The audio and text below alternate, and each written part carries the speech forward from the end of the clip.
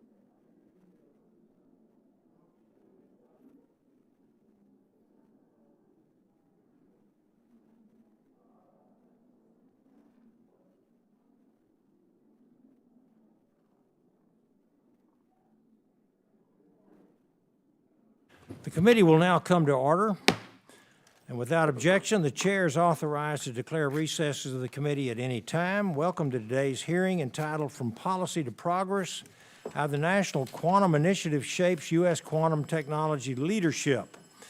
I now recognize myself for 5 minutes for an opening statement, and good morning to you all. I'm sorry I didn't have time to come down and shake your hand, but good morning, and thank you for joining us to discuss an incredibly important and forward-looking topic, America's leadership in quantum science and technology. I appreciate our witnesses sharing their time and expertise as we examine this cutting-edge area of science, one with the potential to fundamentally transform computing, communications, sensing, and our understanding of our physical world. 7 years after President Trump signed the National Quantum Initiative Act, I am pleased to report that the United States has firmly established itself as a formidable leader in the quantum sector.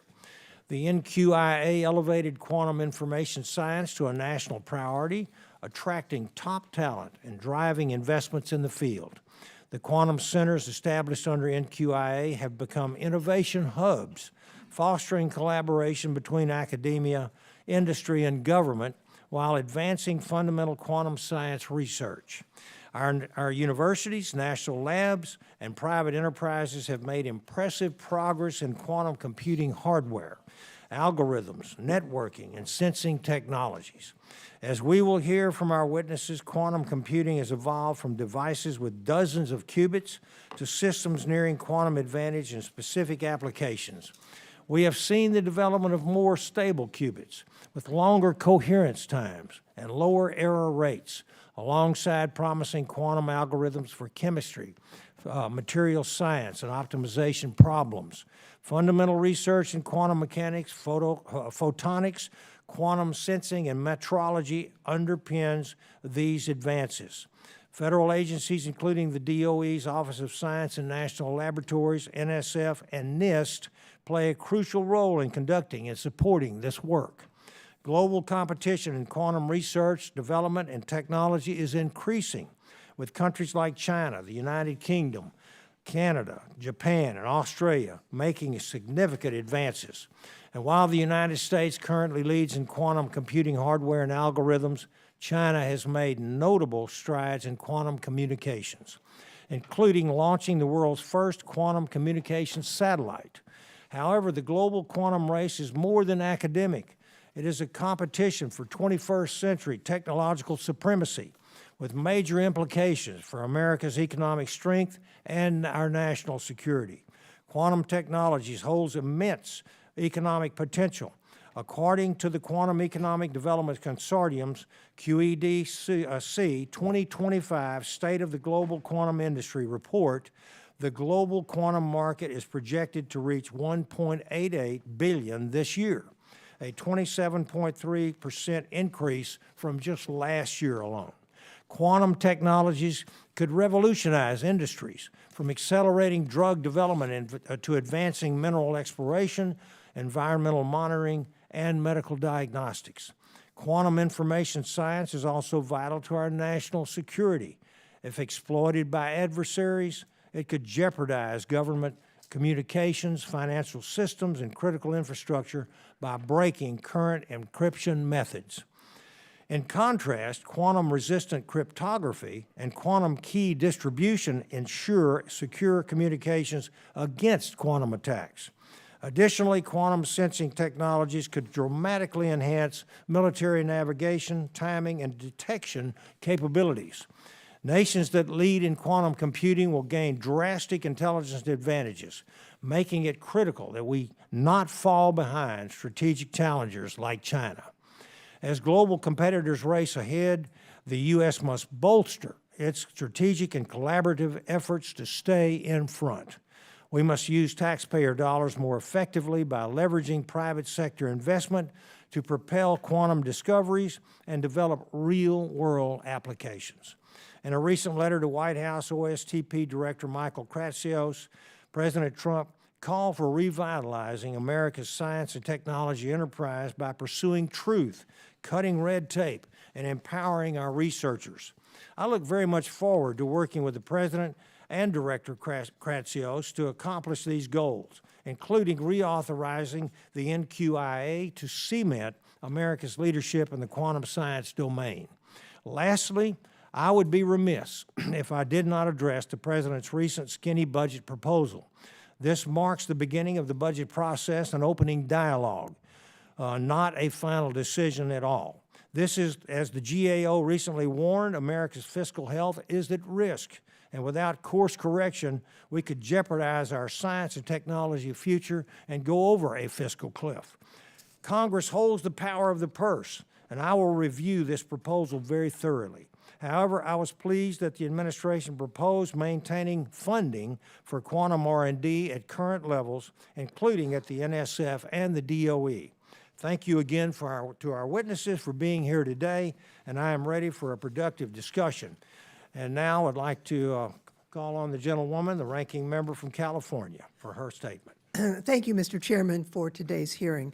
I'd also like to welcome our distinguished panel of witnesses, including two leading quantum companies headquartered in Silicon Valley, my home, Google and PsiQuantum, Dr. Chow and Dr. Chadbolt, and the rest of the witnesses. Thank you for volunteering your time and expertise before the committee today.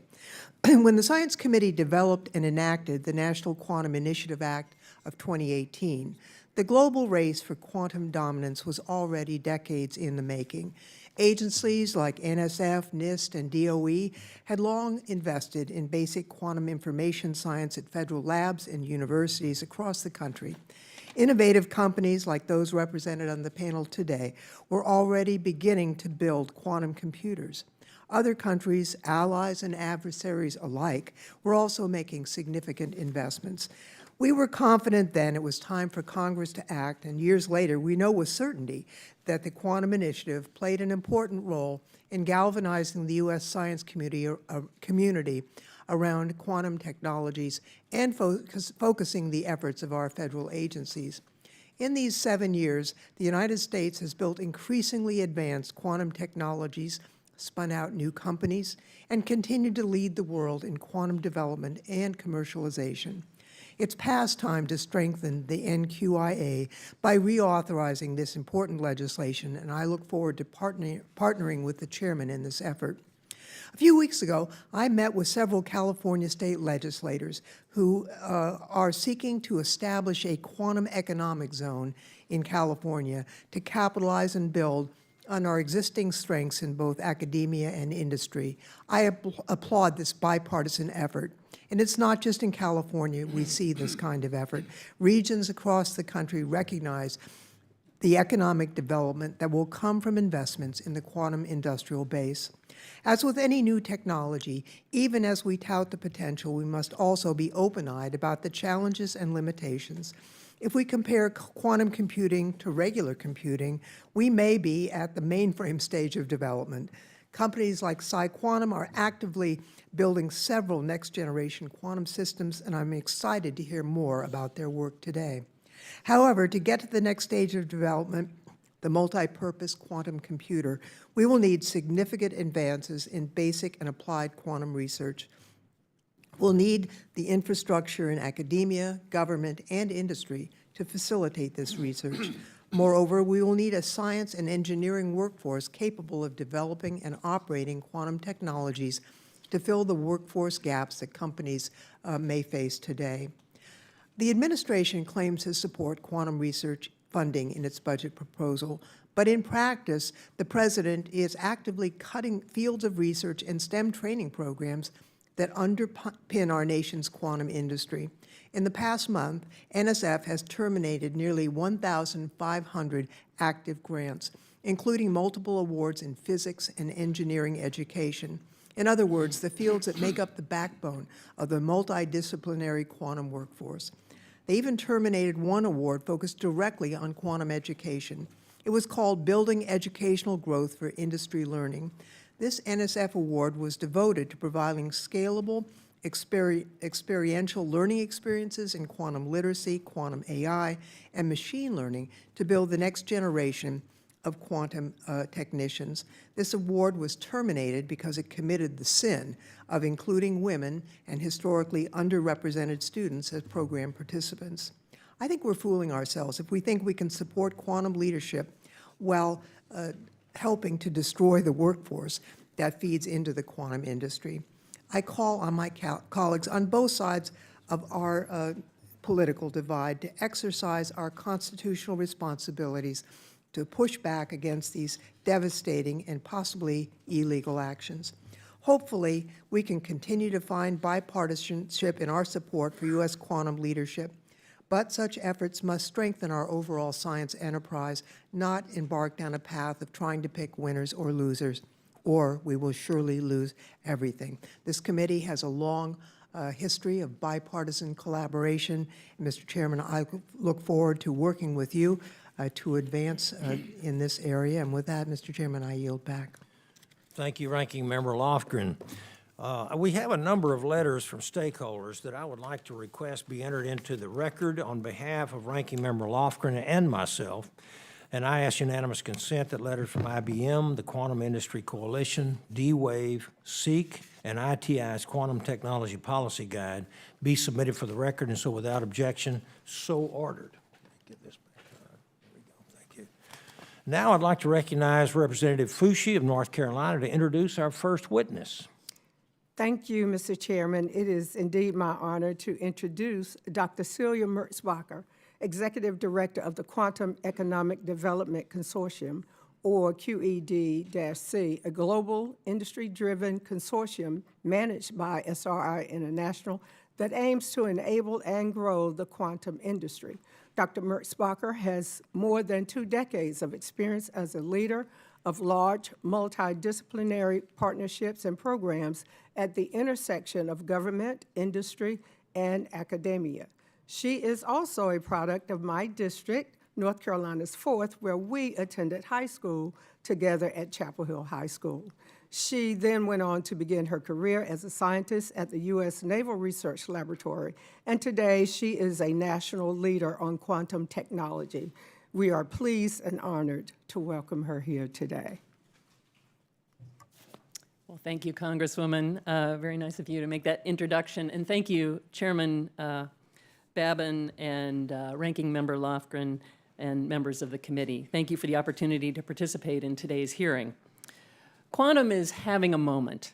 2025 has been designated the International Year of Quantum Science and Technology, celebrating 100 years since the initial development of quantum mechanics. The growing ability to control quantum phenomena is leading to technologies and applications with enormous economic value. Countries worldwide are racing to get the lead. With quantum in the spotlight, now is the time to assess the U.S. position and take steps to make sure the United States wins that race. I'm Celia Mertzbacher, Executive Director of the Quantum Economic Development Consortium, or QEDC. QEDC is the consortium of stakeholders that was called for in the National Quantum Initiative Act of 2018. We're a public-private partnership. We're supported by NIST, but our operations are predominantly paid for by our private sector members. All of the companies represented today are among those. There are roughly 230 QEDC members today. About 70% are corporate, and about 3/4 of those are small to mid-sized companies or startups. In addition, there are more than 50 government agencies that have engaged actively with QEDC, so we really are public and private getting together. QEDC's mission is to grow the quantum economy. With active participation by our members, we're identifying use cases and future markets for quantum technologies for government and commercial customers, as well as gaps that need to be filled. Gaps in critical enabling technologies, gaps in standards and benchmarks, and gaps in the quantum workforce. In addition, we provide input on behalf of the quantum industry on policies such as export controls and immigration. QEDC is also a trusted voice for credible data-driven information. In March, as was mentioned earlier, we released the first State of the Global Quantum Industry report with key metrics that characterize the size and impact of the global quantum economy today. The report provides an analysis of the number and geographic distribution of companies, investments, markets, workforce, and patents. The quantum economy is real. There are businesses, products, and jobs today, and it's growing. Our report shows that the United States currently leads in many of the metrics, but other countries are not standing still. For U.S. quantum companies, large and small, who are developing quantum sensors, quantum networks, and quantum computers, as well as those who are part of the quantum supply chain, the following issues are top of mind. One, access to funding for R&D, especially at small to mid-sized companies. Authorities already exist. SBIRs are a great source of seed funding, and that program should be reauthorized. But follow-on funding could be allocated using prototyping OTAs, for example, similar to the National Spectrum Consortium. Two, access to infrastructure, especially facilities for fabricating, characterizing, and testing prototypes. Building this now is essential to ensure that quantum manufacturing takes root here and that we do not have to spend billions in the future to reshore it. Three, access to customers. This is probably the #1 thing for all these companies. Markets are small, and frankly, the killer app has not yet been identified. The government can help to build a bridge to the quantum-enabled industries of the future by being an early customer. Modest commitments today will accelerate progress and, importantly, send a signal that can unleash private capital as well. Advanced market commitments to buy systems that meet certain specifications could promote such private investments. Four, access to talent. We must create a quantum-ready workforce with a diversity of skills, from PhDs to technicians, for jobs in industry, but also academia and government. Five, access to partners and partnerships. Our members report they are entering into more partnerships to access the necessary expertise and capabilities. The nation has enormous resources at its national labs, advanced manufacturing institutes, and universities. Agencies can prioritize strengthening industry partnerships with those government-funded entities and make it easier for those partnerships to form and be productive. The NQI has built a solid foundation of multidisciplinary research to advance quantum science and to train the much-needed quantum workforce. The National Quantum Coordination Office provides strong coordination across agencies that are promoting quantum and those that have a responsibility to protect national interests. These activities should be vigorously sustained.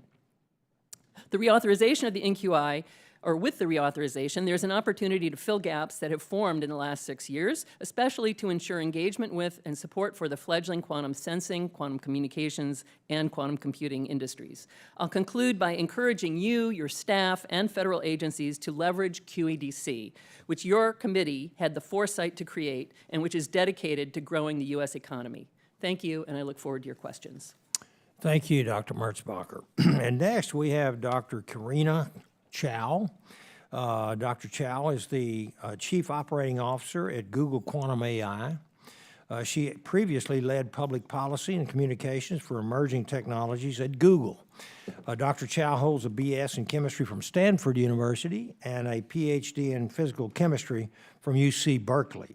So you're recognized for 5 minutes, Dr. Chow. Thank you, Chairman Babin, Ranking Member Lofgren, and distinguished members of the committee. Thank you for the opportunity to appear before you today. My name is Karina Chow, and I am Director and Chief Operating Officer at Google Quantum AI. We really appreciate the House Committee on Science, Space, and Technology holding this important hearing and look forward to sharing more about Google's work in quantum computing. Quantum computers can solve problems that AI and supercomputers cannot. The National Quantum Initiative has helped to develop this technology, and its reauthorization is critical to continued U.S. leadership.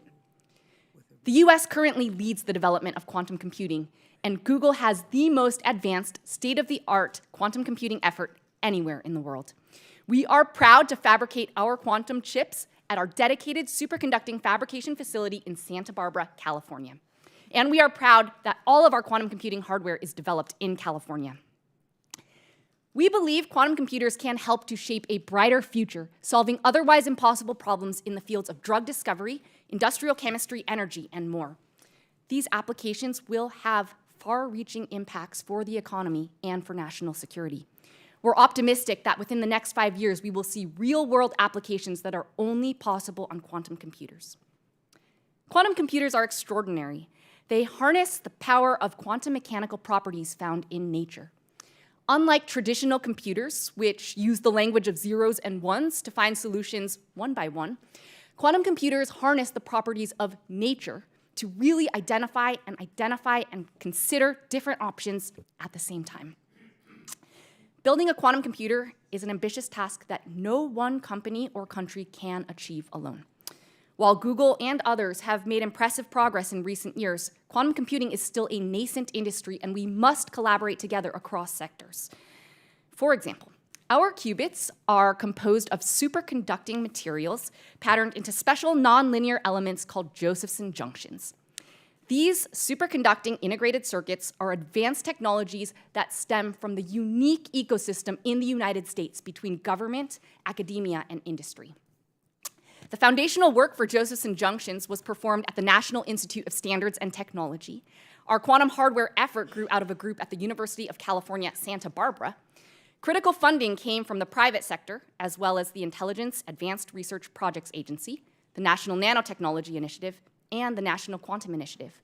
Today, Google Quantum AI collaborates with over 100 partners in the private sector, in government, and academia, including strategic international partners. Google Quantum AI believes the full potential of quantum computers will be achieved with a full-scale, error-corrected quantum computer. And we are working very hard to build that computer. We've outlined 6 milestones to that goal. You can see some of our chips here in the display. In 2019, we achieved milestone 1, the first chip here, showing for the first time that a quantum computer could outperform a classical supercomputer on a benchmark task. In 2023, we achieved milestone 2, the second chip here, showing for the first time that quantum error correction, which is critical to real-world applications, is possible and can be improved as we scale up the size of the chip. Last year, we built upon both of these milestones, achieving 2 landmark feats with our 105-qubit Willow chip, the third chip shown here in the display. First, Willow is capable of running a benchmark task in a few minutes, what would take one of the world's fastest supercomputers 10 septillion years, a number that vastly exceeds the age of the universe. Second, Willow is capable of below-threshold error correction, solving a decades-long problem in the field. Willow's performance is a strong sign that useful quantum computers can indeed be built, and Google is proud to recognize our long-standing and substantial investments in the United States. Our next target is milestone 3, a logical qubit capable of 1 million computational steps with less than 1 error. And as we look further ahead to unlocking the full potential of quantum computing, we will need to continue to scale up our quantum systems from about 100 physical qubits today to about 1 million physical qubits. We will also need to continue to improve the quality of our qubits by many orders of magnitude. We are excited about what quantum computing means for the future of Google and the world. Our vision is that one day, people will use classical computers and quantum computers side by side to advance the boundaries of human knowledge and to solve some of the world's most complex problems. We believe the work of this committee and the reauthorization of the National Quantum Initiative will be critical to continued American leadership in quantum computing. Thank you for convening this important hearing. We look forward to continued partnership to advance American leadership in this transformative space. Thank you, Dr. Chow. Fascinating. Our next witness is Dr. Pete Shadbolt. Dr. Shadbolt is co-founder and chief scientific officer at PsiQuantum. Dr. Shadbolt has a PhD in experimental quantum photonics from the University of Bristol and completed a postdoc in the theory group at Imperial College in London. In 2016, Pete and his co-founders moved to Palo Alto, California to start PsiQuantum. So you're recognized for 5 minutes, Dr. Shadbolt. Thank you. Chairman Babin, Ranking Member Lofgren, and distinguished members of the committee, thank you for this opportunity to offer testimony on the state of American quantum computing industry and to support the National Quantum Initiative Act reauthorization. My name is Pete Shadbolt. I'm co-founder and chief scientific officer at PsiQuantum. Prior to founding the company in 2016, I was a researcher in the UK, where I worked on photonic quantum computing for about a decade. 8 years ago, together with 3 of my former professors, I quit my academic job and moved to the United States with a singular mission: to build and deploy the first large-scale, commercially useful quantum computers. We established our headquarters in the United States because there is no better place to build world-changing technologies. Our advanced society is built on a microscopic foundation of chemistry, physics, and math. Leadership in many of our critical industries is contingent on drug molecules, fuels, materials, catalysts, fertilizers, and semiconductor manufacturing processes, where today, despite the great progress in high-performance computing and artificial intelligence, we often lack the tools to rapidly design new capabilities without enormously expensive trial and error. These are exactly the problems where quantum computers promise to give answers, which will remain forever out of reach of any conventional computer. Our company was founded with a vigorous determination to drag quantum computing out of the research lab and into the mature semiconductor manufacturing industry. We believe that through leverage of this existing ecosystem, which makes millions of chips for cell phones and GPUs every year, we could unlock a fast path to the million-qubit machines required for all useful applications. Since then, we've raised nearly $1 billion in private capital, created jobs for hundreds of the best technical people on the planet, and have already invested hundreds of millions of dollars to advance American semiconductor manufacturing. Today, we make thousands of wafers of quantum chips at GlobalFoundries Fab 8 in upstate New York. We're now scaling up towards mass production of the 3-ton steel refrigerators which cool our chips, and later this year, we'll break ground on a data center-sized quantum computer on American soil. The United States currently enjoys an unequivocal leadership position in quantum computing and advanced technology more broadly. However, that status is under perpetual and escalating threat from both benign competitors and hostile adversaries. They want tech superiority just as much as we do, and will stop at nothing to get it. Now is the time for governments to take bold steps and secure the future of this critical technology. PsiQuantum has already benefited tremendously from our partnerships with DARPA, the Air Force, and the national labs, and I'm grateful to have these organizations by my side as we launch this sovereign strategic capability into the world. The reauthorization of the National Quantum Initiative Act provides this committee and Congress an opportunity to bolster American leadership in quantum computing. Specifically, I humbly recommend that the reauthorized NQIA include the following. 1, compete and secure access to a utility-scale quantum computer, 1 million qubits in scale, that will serve as a dedicated resource for US government science, research, and applications. 2, increase funding for fundamental quantum research, with particular emphasis on error correction, fault tolerance, and algorithm development. I urge this committee and Congress to consider these recommendations and to act expeditiously to reauthorize and strengthen the NQIA, ensuring that the United States remains at the vanguard of the quantum revolution. The economic and strategic stakes are too high to not act courageously. Thank you for your consideration, and I look forward to answering any questions you may have. Thank you very much, Dr. Shadbolt. Our final witness is Dr. Charles Tahan. Dr. Tahan is a partner at Microsoft Quantum. He previously served as the director of the National Quantum Coordination Office and the Assistant Director for Quantum Information Science at the White House Office of Science and Technology Policy and the National Security Agency's Laboratory for Physical Sciences. He holds a PhD in physics from the University of Wisconsin in Madison. And with that, I now recognize Dr. Tahan for 5 minutes for your testimony.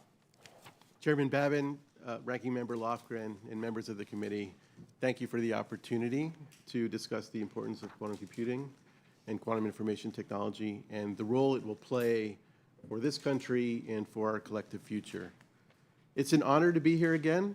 I first appeared before this committee about 2 years ago when I was Assistant Director for Quantum Information Science and the Director of the National Quantum Coordination Office, an office that was created by the National Quantum Initiative Act.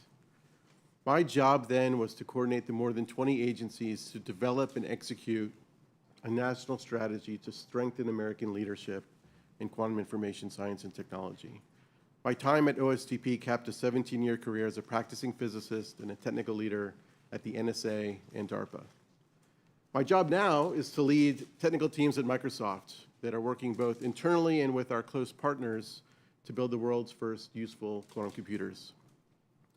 7 years ago, the National Quantum Initiative Act recognized that we were on the cusp of a new technological revolution, where we could harness the more advanced and unusual properties of quantum to enable new science and to solve real problems. I like to think of quantum as the operating system of the universe. What we physicists call quantum mechanics are just the rules that the universe uses at the microscopic level.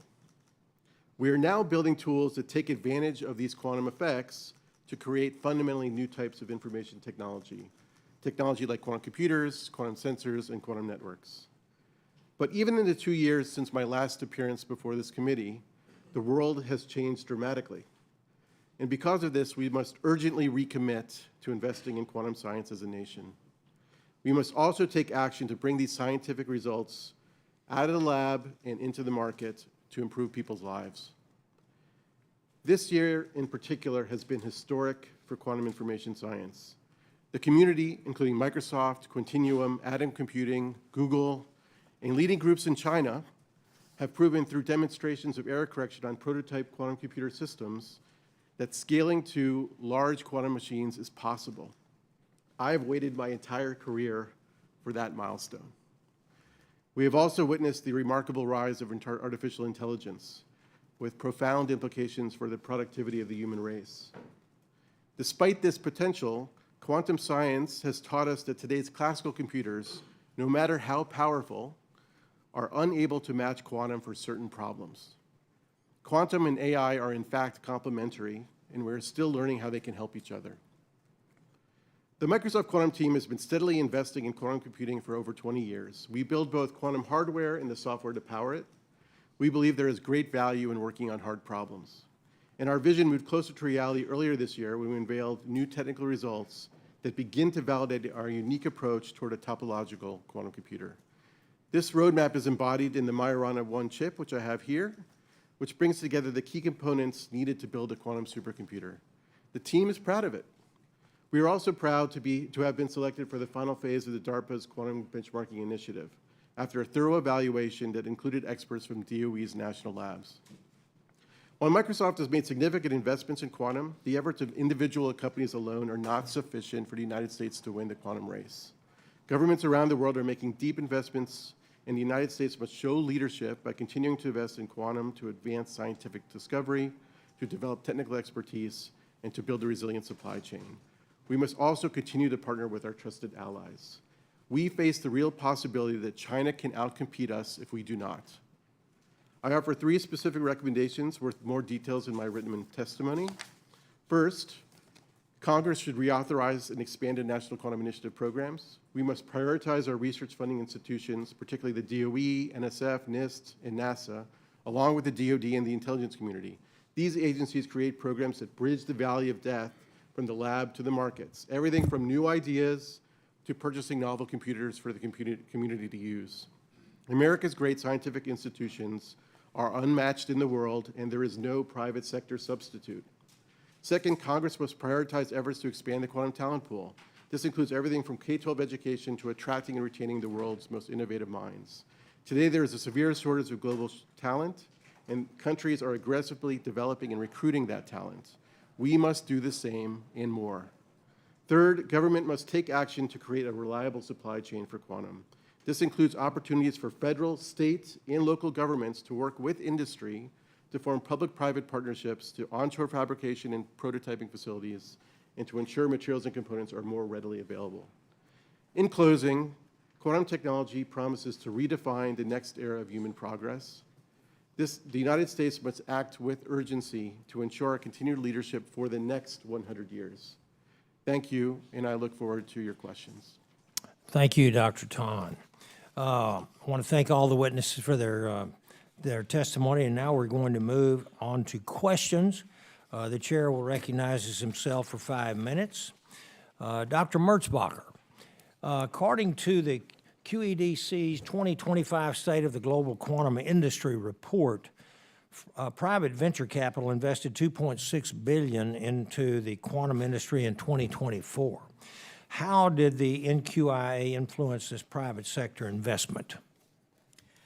Thank you, Chairman Babin, for that question. The answer is it invested in the front part of the innovation pipeline through its investment in basic research. I think all of the companies here at the table would give the same answer. We've got to have that pipeline of ideas. And of course, when you invest in research, you educate students, and they graduate and go and work for those companies. And so the NQI funding has been essential for feeding and pouring fuel, frankly, on the work of all of the companies that are members of QEDC. Thank you. And then, as Congress looks to reauthorize NQIA this Congress, do you have thoughts on how the federal government and industry can partner up to better and not duplicate their efforts? Well, I think duplication is unlikely because industry really focuses on, again, a sort of different part of that value chain. So I think that the main thing is to be connected to each other. I used to be a policymaker, and I always felt like there are a lot of good programs, the NQI being one of them, that are putting a lot of money into the system. There's ideas and people coming out, but they need to be connected to the next piece of that innovation pipeline better. And I think there are many ways that that could be done. I am happy to share some details and specifics. Thank you very much. Dr. Tahan, having served as director of the National Quantum Coordination Office at OSTP and now leading quantum development at Microsoft, where do you see the biggest breakdowns in coordination between federal quantum policy and private sector innovation, and how can Congress help address this issue, particularly as it relates to the reauthorization of NQIA? Well, I mean, let me start by saying I think you did a pretty good job the first time.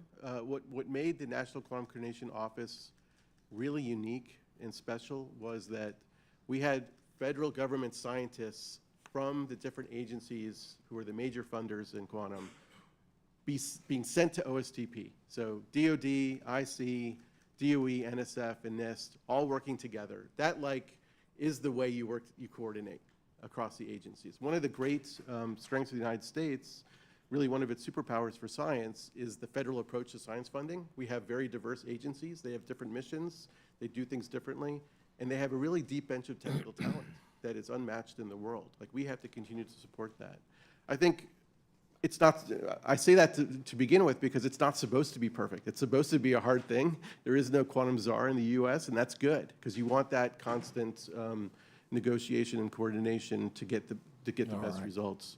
The one thing that we need just to look forward to is how can we bring in industry more and actually move those scientific discoveries to market over the next 5 years.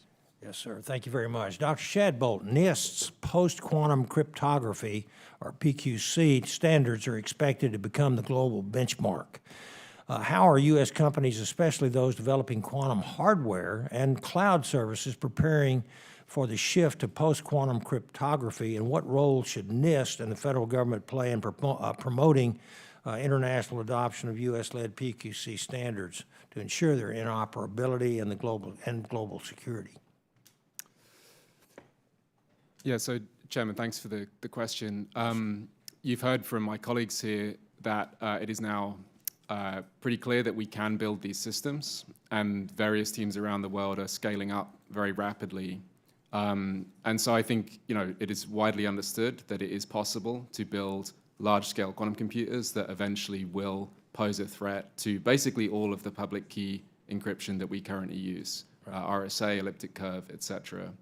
And so the effort at NIST, which was started by, of course, the US government a long time ago, is, I think, an extremely well-intentioned effort and based on the understanding that we can basically upgrade the firmware in conventional computers with new cryptographic codes that would make us secure against the existence of large-scale machines.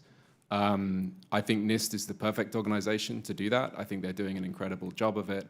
I will emphasize that that is some of the most esoteric mathematics that anybody works on, actually, to define these codes. And it is a very involved analysis, both in terms of the science of these post-quantum codes and also in terms of actually rolling that out into industry, banks, large institutions, et cetera. That's a giant exercise that is still to be done. Thank you very much. And I'm out of time. I had one question for you, Dr. Chow, but I have to wait. So with that, I'll recognize the gentlewoman, the ranking member from California, Ms. Lofgren. Thank you very much, Mr. Chairman. This has been a fabulous testimony. I really appreciate it. And, hearing from you, we've had a very successful run here in the United States, and we followed a pattern that's been bipartisan here, where we fund basic research, both within the federal government, but also in academia, where you can't see the return on investment. But from that effort, then the private sector can take it up and develop it, and it's genius, and it worked. And I just want to raise the concern that some of the recent actions have undercut the basic research side, and that I think poses a threat to really our very successful model for the last several decades. You said, Dr. DeHaan, that the quantum and AI were complementary. It's a symbiotic relationship we're heading to. And I would throw in another technology, which is fusion, because the energy needs of quantum and AI need to be met. So, Dr. Chow, in your testimony, you highlight that researchers at Google, in collaboration with Sandia National Labs, showed that a quantum algorithm run on a quantum computer could more efficiently simulate the mechanisms needed for sustained fusion reactions, which could ultimately help make fusion energy a reality. Could you elaborate on that effort? I'm glad you brought this point up. Some people actually believe that energy is the reason to pursue quantum computing. If you look around in the world, increasingly compute is taking a lot of energy. We want to have the answers. We also want to do so in an energy efficient manner. So a couple points to make here. One, quantum computers, as we showed with Sandia and others, are expected to be able to make major breakthroughs in fusion energy, better batteries, better solar cells, and more. There's a lot of opportunity there. Secondly, quantum computers are expected for some problems to compute exponentially faster than classical computers. That means exponentially less use of energy. We look forward to continuing to pioneer that technology. Let me just ask, if I may, Dr. Shadbolt, you talked about coming to the United States because this is the best place to innovate.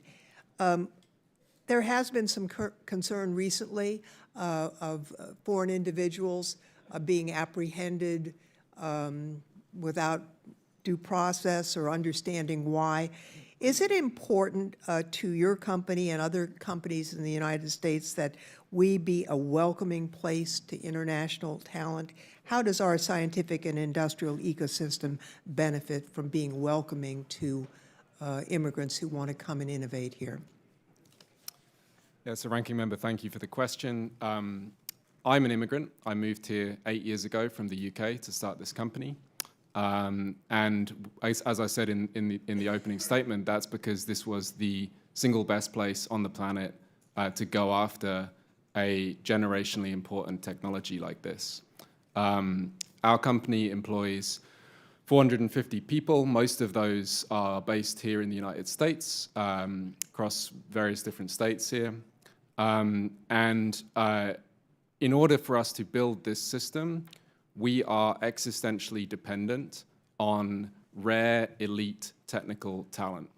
And those people historically have been trained in university systems, in government-funded research around the world, especially here in the United States. I think one of the things that's exciting about what we're now doing is firstly that we are building this here in the United States, and secondly that our workforce is now expanding out to include people who cut steel, lay concrete, do semiconductor packaging, assembly, etc. And so as time goes on, that workforce is broadening beyond the very elite, mathematically oriented PhDs in quantum information But yeah, I'm delighted to be building this system here, and I feel very welcome here in the United States. You know, much of the focus of the NQIA has been on engineering and hardware and less focus on software and algorithms that we need to properly utilize these systems. I'm wondering if any of you in your companies are addressing this challenge, the creation of specialized programming languages to write programs for quantum computers. How are your companies approaching this? I can chime in first. Thanks for the question. I think the point you raise is extremely important because we're not just building these quantum computers for a fun science project, although it is really, really cool. The point of these is to solve otherwise impossible problems. And the algorithms, the applications are what are going to make these investments worthwhile. Google has been investing quite a bit on our own team in algorithms and software development. We also partner with a number of academic labs and national labs, government partners, to develop algorithms and applications. I'll just add, Microsoft, at the end of the day, we're a platform company. We want to offer the best technologies for our customers, no matter the qubit technology, no matter the programming language. We really see that as the way to grow not only the talent base, but also the application pool to make all these tools available. And with the advent of AI helping people to program easier, I think there's going to be a real transformation and acceleration of that over the next couple of years. Ranking member, we're a startup. We want to make money, and we view it as critically important that the applications are ready when we turn these machines on. And so we have a 25-person applications team. They, to your question, work on the software, the algorithms, collaborate with many different third parties, and they are also working with Fortune 100 type customers, car companies, materials companies, energy companies, et cetera, to prepare those applications. Thank you. I've gone over my time. Thank you, Mr. Chairman, for your indulgence. Yes, ma'am. Thank you very much. And now I'd like to recognize the gentleman from Texas, Mr. Self. Thank you, Mr. Chairman. This is all amazing to me, but I want to focus on national security issues in this. First of all, the relative value in military terms, we think that Chinese get more value per dollar that we. So how does our 1.2 billion actually compare to their 15 billion? Obviously, it's 1/8 by normal, but how do you assess our 1.2 billion against their 15 billion in real terms? I'll start and just point out that it's sort of an apples and oranges comparison for one thing. Right. They're investing in buildings and campuses that we don't count in our research budget dollar. And that figure that you quoted, 1.2 billion, I don't believe includes Department of Defense or some of the other agencies that aren't part of the NQI and under the purview of this committee. So there are some good numbers for the government spend at quantum.gov. I encourage you to take a look at those. But there's obviously a lot of connection between the basic science and the applications in China and frankly here, as it makes perfect sense. DARPA exists to avoid technological surprise, and they're investing a lot in quantum. So I think that the question is, are we spending our money wisely and not sort of try to necessarily worry about the exact dollar amount and make sure that there aren't holes that need to be filled. And Charlie may have additional thoughts from his previous role especially. It's a great question, Congressman.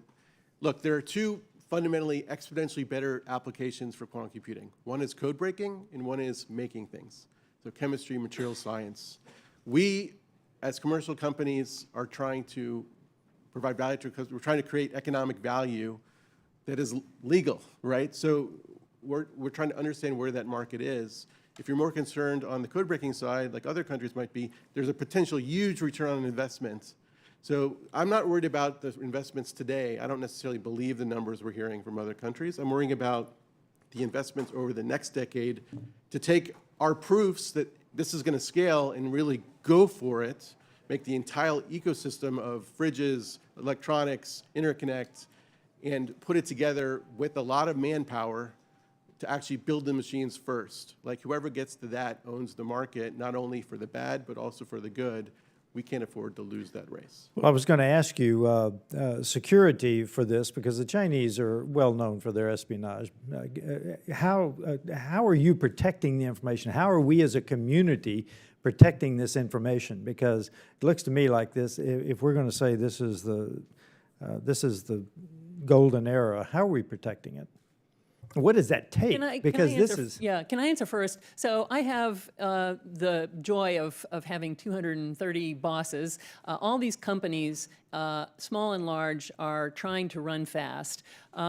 But we have great partnership with law enforcement agencies who come in and speak at our meetings and remind everyone of just this point. And so we provide resources to our members, and especially the small companies who don't have a huge security department down the hall benefit from those resources that government have made available. So that's one of the benefits of QEDC. We bring and educate and make aware even the smallest members about what those threats might look like and give them access to resources. I'm sure all these big companies have pretty good departments. Yes. I can speak on that briefly. I would just say Google takes our IP very seriously from a business competitive lens as well as national security. As a company, Google has world-class security practices, both in physical and digital security. We apply all of those to our quantum computing IP as well as special practices on top of that. As Dr. Mertzbacher mentioned, we also work very closely with law enforcement. We're grateful for the partnership. Let me ask you a theoretical question. When will the national security agencies have access to a usable quantum whatever? Well, that's a hard question, Congressman. I think it's hard to predict when exactly it'll be relevant. What I can say for sure is we're now in the window that we have to worry, because many of the national security agencies and commercial companies for banking, for healthcare, have to protect information for 10, 20, 30, even 50 years. And the way this technology is progressing, that is a window of where you need to worry about other entities saving communications that have been sent and being able to decrypt it later and it's still being valuable. So irregardless of when exactly the date will be, we have to start moving to post-quantum cryptography now and protecting our networks urgently. Thank you, Mr. Chairman. I yield back.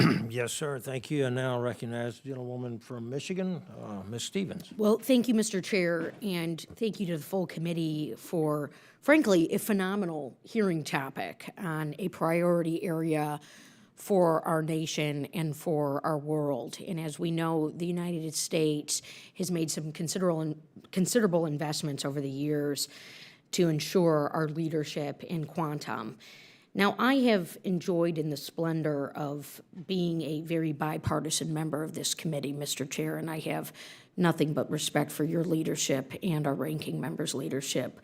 But I must use my time to draw attention to a very alarming development in the field of science, technology, engineering, and mathematics. How incredible to see this full range of panelists and the organizations and the enterprises that they represent. As you might recall, Mr. Chair, in December of 2019, actually Christmas Eve of 2019, the 45th president signed the Building Blocks of STEM Act into law. This was a bill that I authored with Dr. Baird and 2 members of the Senate. It was a bipartisan, bicameral bill directing the National Science Foundation to use its money, as it does, a grants-making agency, to prioritize investments in STEM education at the K through 12 level. So we have continual educational experiences in the STEM field, not one-offs, with a focus on girls, with a focus on rural students, with a focus on disadvantaged students, with a focus on minorities. And this passed, and it was signed. And then on Saturday morning, I wake up to the news that all the STEM grants at the National Science Foundation have been stopped. Now that, to me, seems like an Article 1 moment.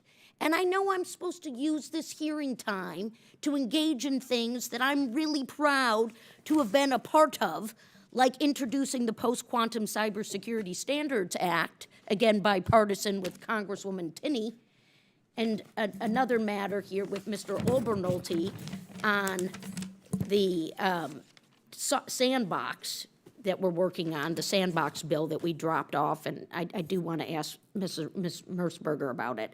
But I can't let the precious 5 minutes I get in this hearing to go silent about what is happening with research funding. Are we aware that the head of the NSF has stepped down? That research scientists are leaving our nation, that they are being recruited by Europe? What the heck are we doing? So yeah, I want to see a quantum bill get passed. It should have passed last term. I blame the Senate for that, frankly. I want to see this quantum sandbox deal get done because yes, we need to be innovating at the earliest technology readiness levels. But I really don't see how we're going to achieve these goals and why we're going to have these pleasantries, which are important to have. And again, I start with the respect that I have for my colleagues on the other side of the aisle. But what I must call out is that Article 1 is being violated. That a bill that I wrote within my first year in Congress, the first person in my class to get a bill done on a priority topic for the United States of America, in this very subject, is being ignored, is being overridden. We can't be outside the bounds of our Constitution and expect to succeed as an open capitalist free market democracy. I'm proud to be an elected official in this democracy who evangelizes and gets things done for STEM, for quantum, and the like. But I can't sit here in this hearing, and which is hopefully going to lead to the passage of our quantum bill, with the precious 5 minutes I get, and not call this out. So I thank the organizations who have weighed in on the quantum sandbox and the cyber bill and who support STEM, but please join us. Please join us in calling out what is frankly unconscionable with the attacks on STEM education, on research funding, and what is happening to our scientific community. Thank you, Mr. Chair, and I yield back. Yes, ma'am, thank you. I now recognize the gentleman from Indiana, Mr. Baird. Thank you, Mr. Chairman and Ranking Member. I appreciate our witnesses being here. The expertise you bring to this quantum computing area is tremendous, and the growth has been exponential. But anyway, Dr. Shadbolt, I'm going to start with you. You know, I represent Northwest Indiana, and I'm proud that it's part of the quantum corridor that links Indiana and Illinois. And as you know, the quantum corridor is developing the fastest and most secure fiber optic network in the United States. The hope is that the quantum industry embraces the opportunity to connect into this network and expand upon that. So I know that quantum communications is separate from the quantum computing, but could you talk a little bit about the importance of this corridor and the connections that we're making there? Thank you, Congressman, for the question. So this wafer in front of me, this is a wafer of quantum chips, and this is a photonic wafer. So photons, the same wavelength of light that's used in the internet for networking, can fly around on these chips. This is made in upstate New York. We make thousands of wafers like this right now, and we're really delighted to be bringing these wafers in the near future to the Midwest, where we're building now large systems, as you've heard.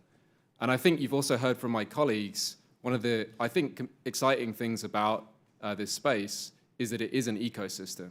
PsiQuantum works with 500 supply chain partners in 39 states across the US.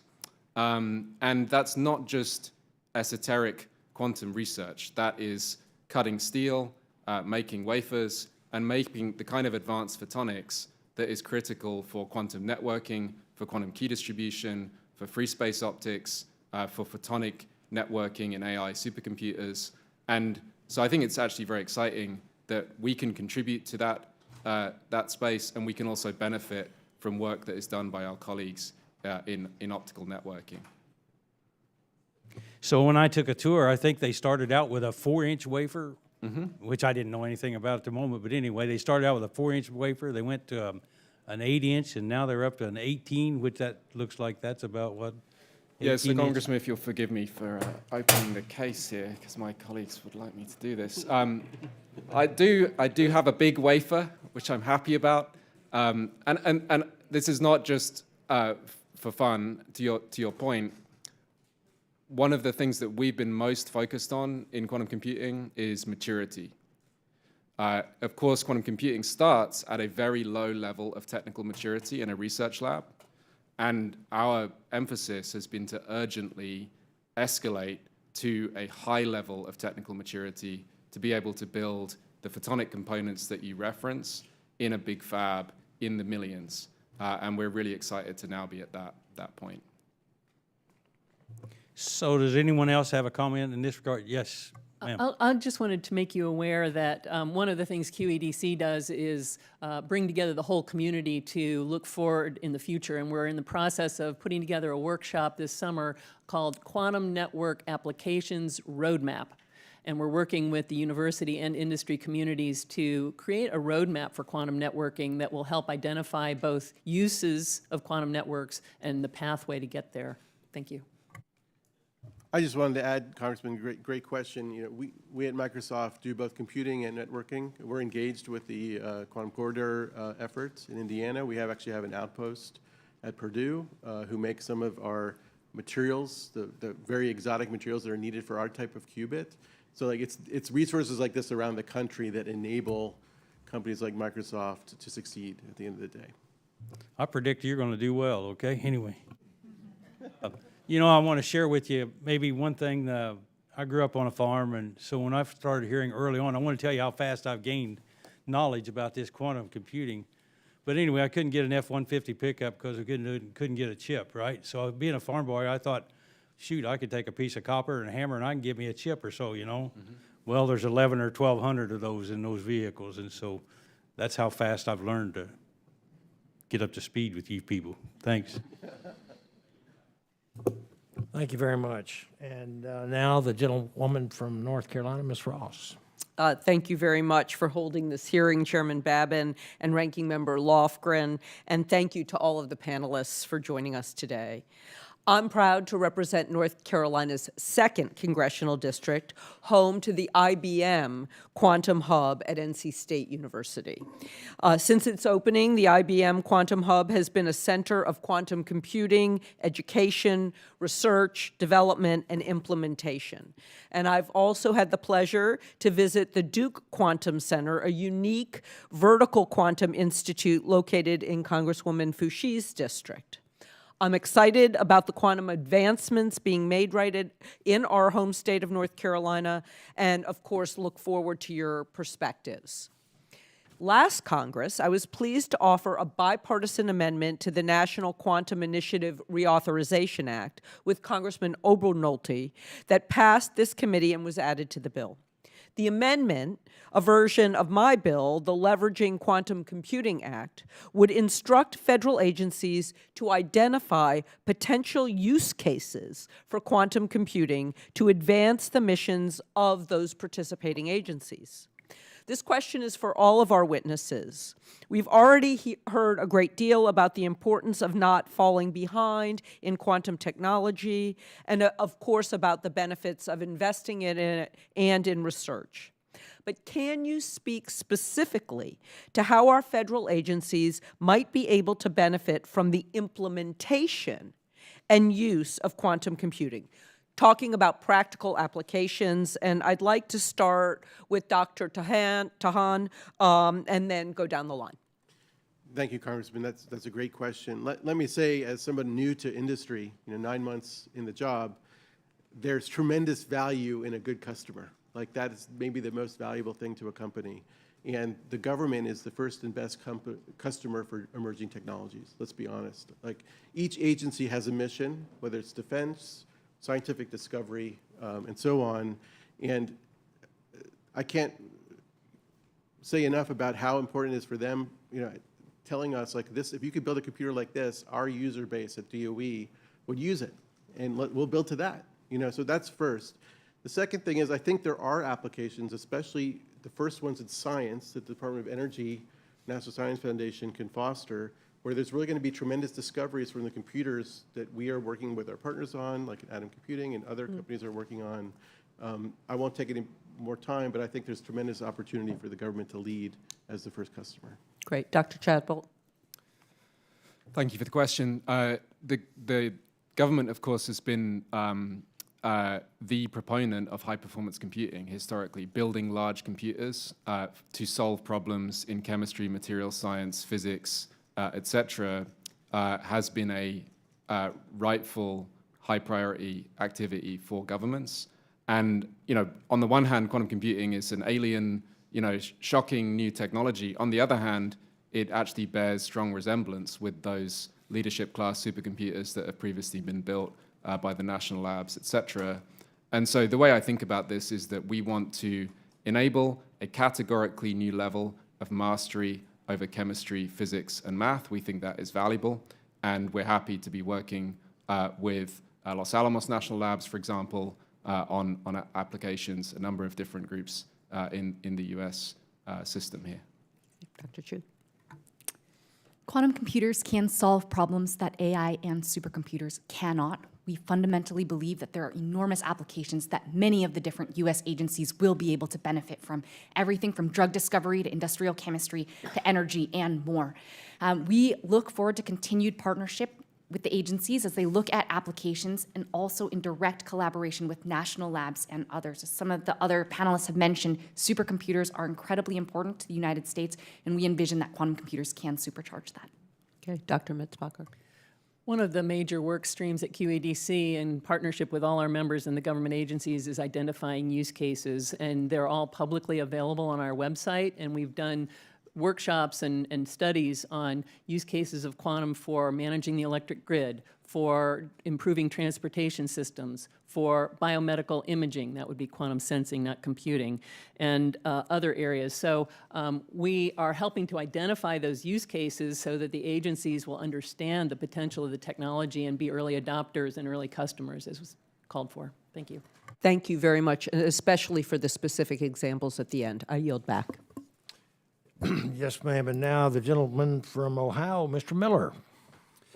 Thank you, Mr. Chairman, and thank you to our witnesses for their time and testimony here today. Today, we're here to assess the current state of quantum research. And sorry, I'm in the corner if you can't see me back here. Development and technology in the United States, and review the first 7 years of the National Quantum Initiative Act. Research and investment in new cutting-edge technologies like quantum science serve as an indispensable pillar of progress, both here in the United States and across the globe.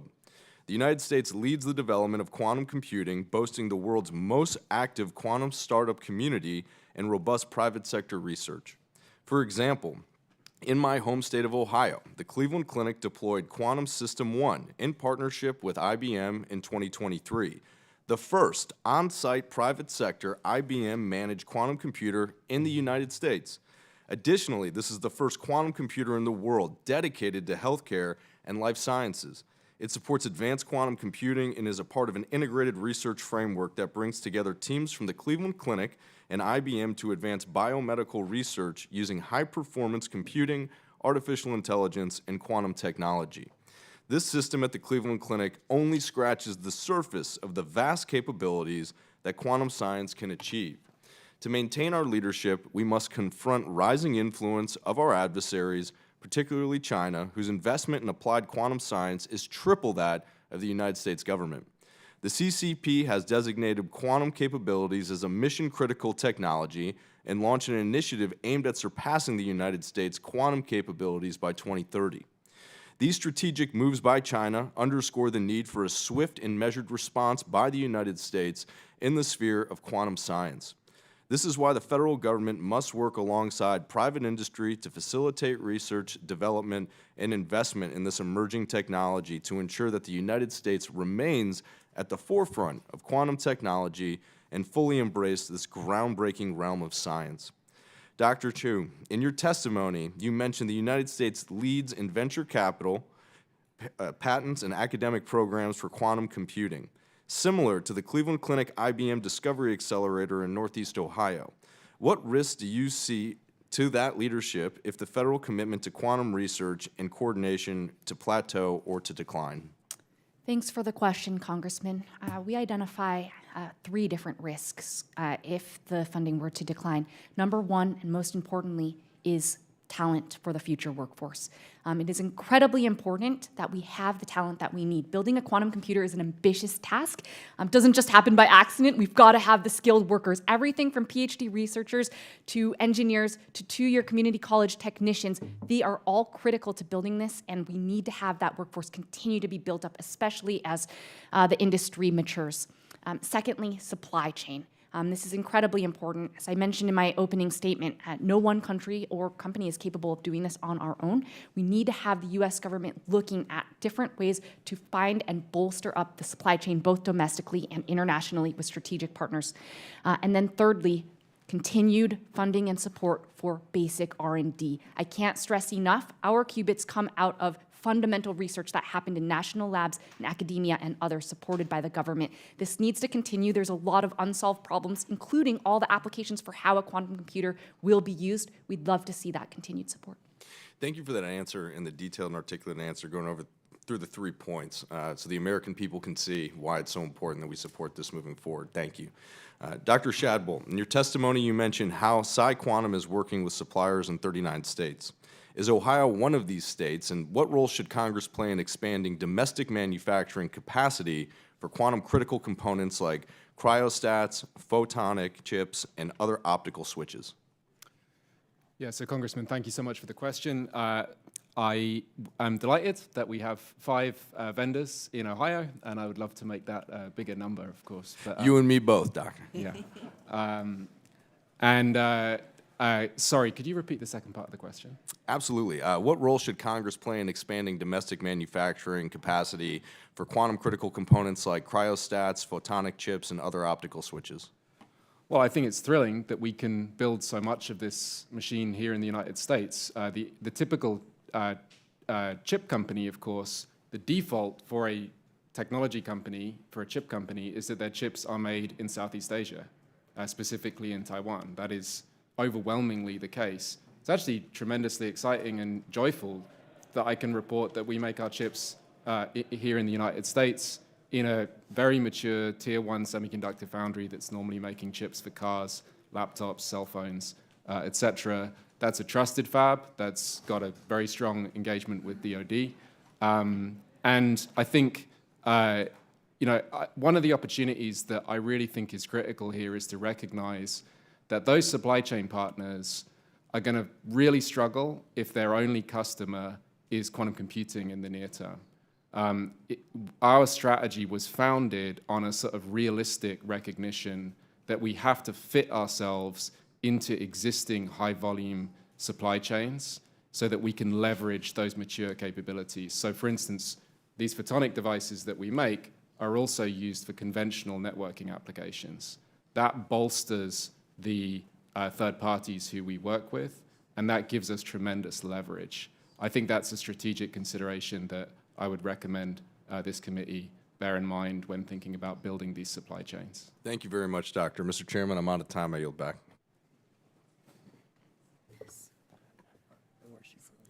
Now recognize the gentlewoman from Oregon, Ms. Salinas. Thank you, Chair Babin, and thank you to Ranking Member Lofgren, and thank you to our witnesses for being here today. I've been working to secure funding for a project at Oregon Tech in my district to acquire the instrumentation that will allow them to launch a quantum computing innovation center.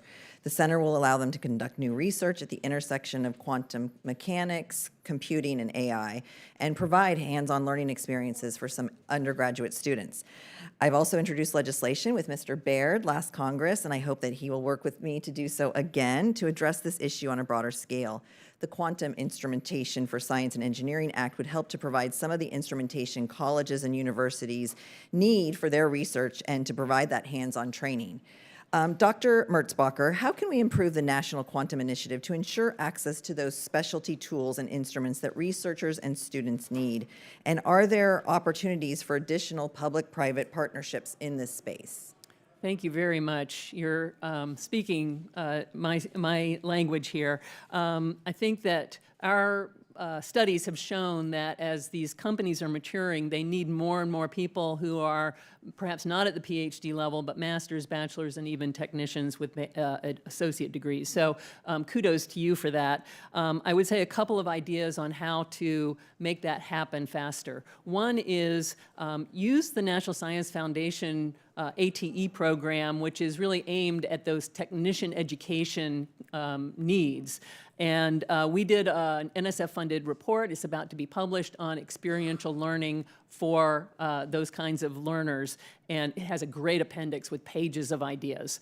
We also did a report that's already been released on quantum technician needs and training ideas, so a good resource as well. I think another, and this kind of gets to the supply chain question that was asked earlier, the government could think about being an early customer for the components, the photonic components, optical components, low temperature, technology, and by purchasing those and putting them at places like your school, get those equipments that are very expensive into the hands of educators and learners. So that seems like a win-win, help boost the supply chain and the education. Thank you. Would anyone else like to respond? Yeah, I was going to make exactly the same point that Celia made. There's a tremendous opportunity here to get a 2-for-1. Yeah. If government can lead commerce, NIST, with buying programs, we're going to, through the National Quantum Initiative Act anyway, we're going to buy a ton of fridges. Right. Companies are buying a ton of fridges. Schools need them to train. These are not cheap. But if there's a coordinated effort to buy, we could reduce the cost. We can get more U.S. suppliers as competitors to the foreign sources. And so we have a more resilient supply chain, and we can help train the next generation of people who need to actually physically touch things. So there's a real opportunity here for synergy, and I hope government will show some leadership in pushing that. I love that. Dr. Chow? Yes. One other comment that I'll add is how important these kinds of investments are. Our Google Quantum chips, actually, even the first one that I had in the display that demonstrated milestone 1, first computer chip to demonstrate quantum computer could be capable of something that's impossible for a classical supercomputer. That was developed at the UC Santa Barbara nanofabrication facility. Google did not have our own fabrication facility at the time. We and many other companies actually utilize that shared equipment as a way to test out ideas. It's really important. Thank you.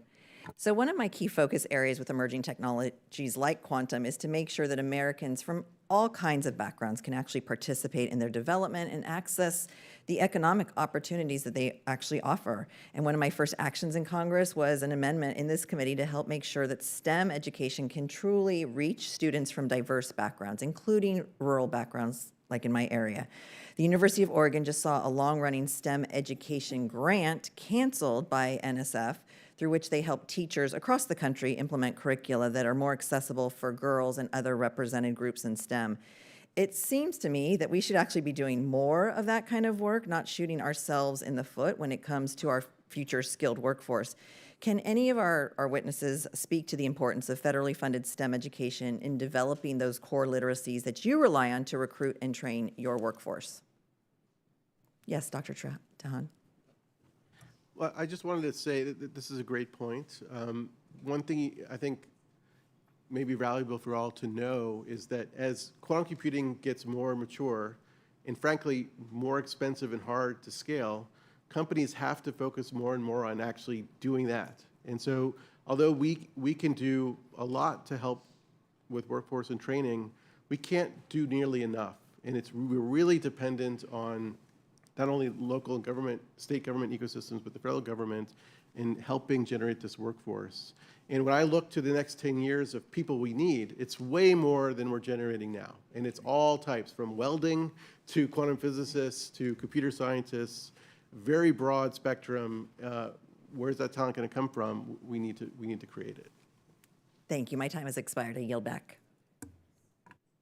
And now the gentlewoman from South Carolina, Ms. Biggs. Thank you, Chairman Babin, for holding this hearing today on quantum technology, and thank you to our witnesses for being here today. As we've already established, quantum technology represents one of the most important battlefields in emerging science across the world. The speed and capabilities that quantum computing, sensing, and cryptography, they provide, they're a definitive advantage for the first country to achieve them. So I'm happy to represent South Carolina's 3rd District, and also excited that we haven't been left out of the quantum race. In 2023, Clemson University hosted the National Quantum Technology Forum to discuss the future of quantum technology and the developing quantum industry. It saw attendance at all levels, including academics, industry leaders, officials from Savannah River National Lab, and members of Congress. So my first question is to Dr. Merzbacher. What role do you see colleges having, both traditional universities and technical colleges, as well as trade schools, have in creating a quantum-ready workforce, and how might Congress facilitate their collaboration with institutions like national laboratories to advance American dominance in quantum technologies? Thank you for that question. And I just want to mention that the South Carolina Quantum Alliance is a member of my consortium, and Joe Queenan is on the board. So thank you to South Carolina for being really actively engaged and taking a leadership role in some ways. The connection between universities and the other parts of the sort of S&T ecosystem, the national labs and industry, of course, and you've got some great companies in your state, they all need to be working together and connected.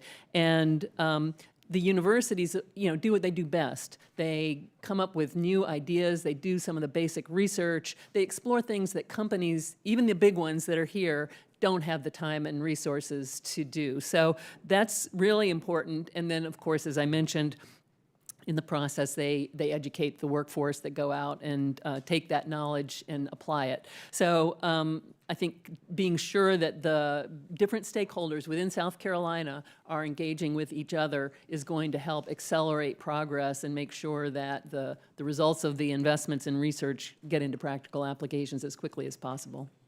Thank you. Thank you.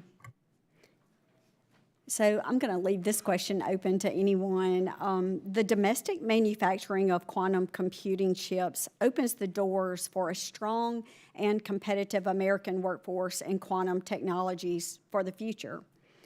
So how can technologies surrounding quantum, like the photonics or cryogenics, be effectively onshored or reshored to further bolster domestic manufacturing and create a strong American future in quantum? Can I just say a really quick answer, and then I'm going to let the others chime in. So there's a program called the Microelectronics Commons Program, which was part of the Chips and Science program. It's run by DoD, and it was to set up hubs for making prototypes of things. And quantum technologies was included in that program. So that's exactly the kind of thing that's needed to make sure that quantum manufacturing is being developed here, because it's still very early days. Now, these folks are all making stuff, and I'll let them speak to that. But to make it something that is available to smaller companies and the people who are even doing research in universities, perhaps, is another matter. And those kinds of facilities are really important. Thank you. Yeah, so Congresswoman, I think it's very exciting to have an opportunity here to get off on the right foot in something that is in the newer pieces of that ecosystem, where with semiconductor manufacturing, I think it's fair to say we're kind of playing catch up to remedy some of the risks that we see in our supply chain. So I think that's an extremely exciting opportunity with the new pieces. For instance, we've developed a new material that we make in California basically from scratch. That's really exciting. The only piece that I'd add to that is that I do think maturity has to be part of the discussion here. If we rebuild the entire supply chain from scratch, this is going to take a really long time. And so I think it's very important to look for opportunities where quantum computing can make use of existing suppliers, existing infrastructure. And for instance, we use a big cryoplant, DOE cryoplant, at the Stanford Linear Accelerator, and we use the Global Foundries fab. The piece that makes that effective is that quantum computing is a frontier technology. We push the capabilities of those partners. And as you've heard, we as a startup have invested hundreds of millions of dollars here in the United States to push the boundaries of what can be done with photonics, with cryogenics, et cetera, packaging. And so just making people aware that that's actually a pretty exciting opportunity, I think, is valuable. Thank you so much for sharing with me, and my time is up, so I yield back, Chairman. And now I'd like to recognize the gentlewoman from North Carolina, Ms. Fushi. Thank you, Mr. Chairman and Ranking Member, for holding this hearing today, and to our witnesses for your testimonies and your appearance.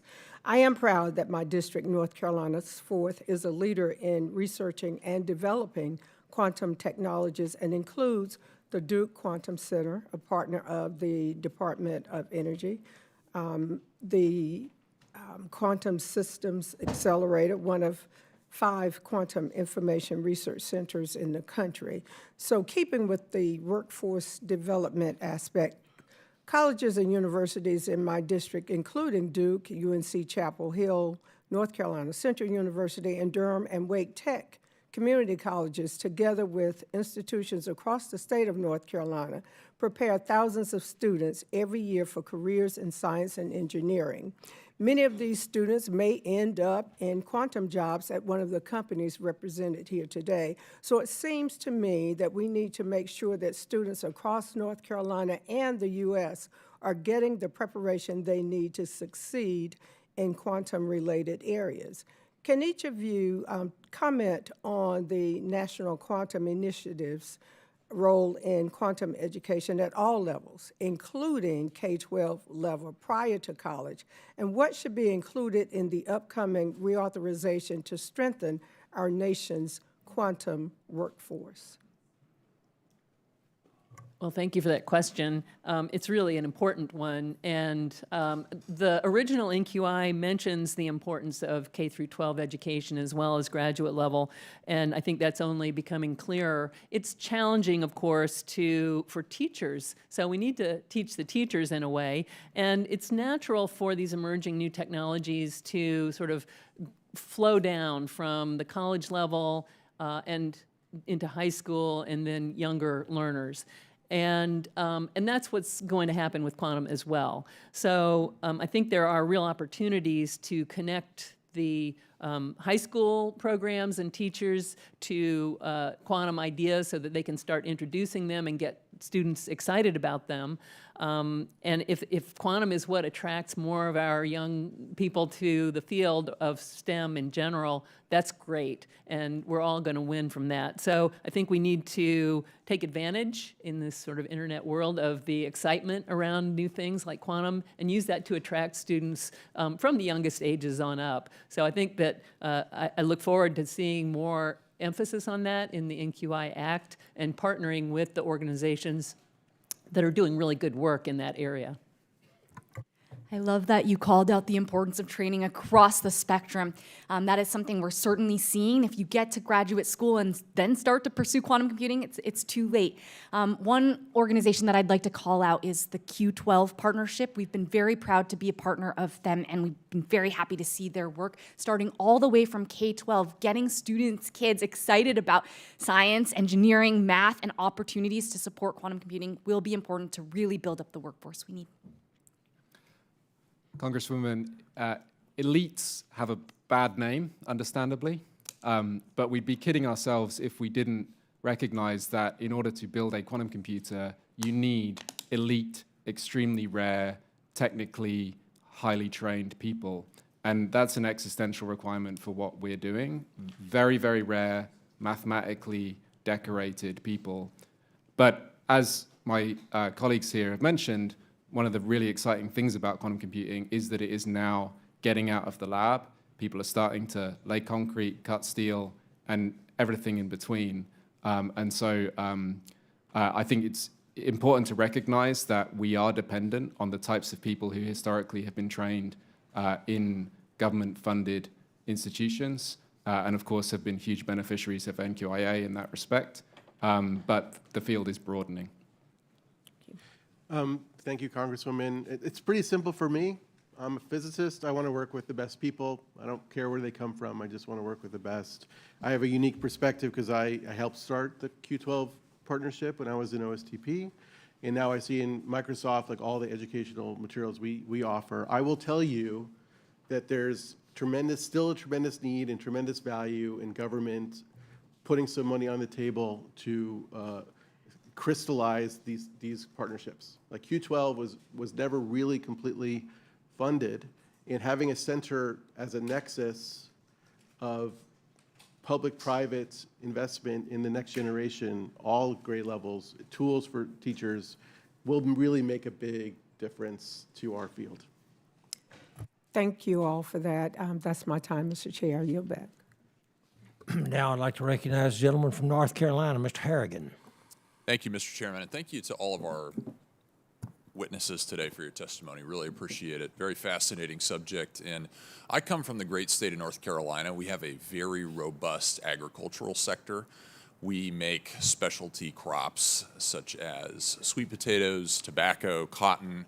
Can you guys talk more broadly and just explain in plain terms, what do these investments, these very sizable investments that we are making in quantum technology, what does it mean to folks in the agricultural sector more broadly?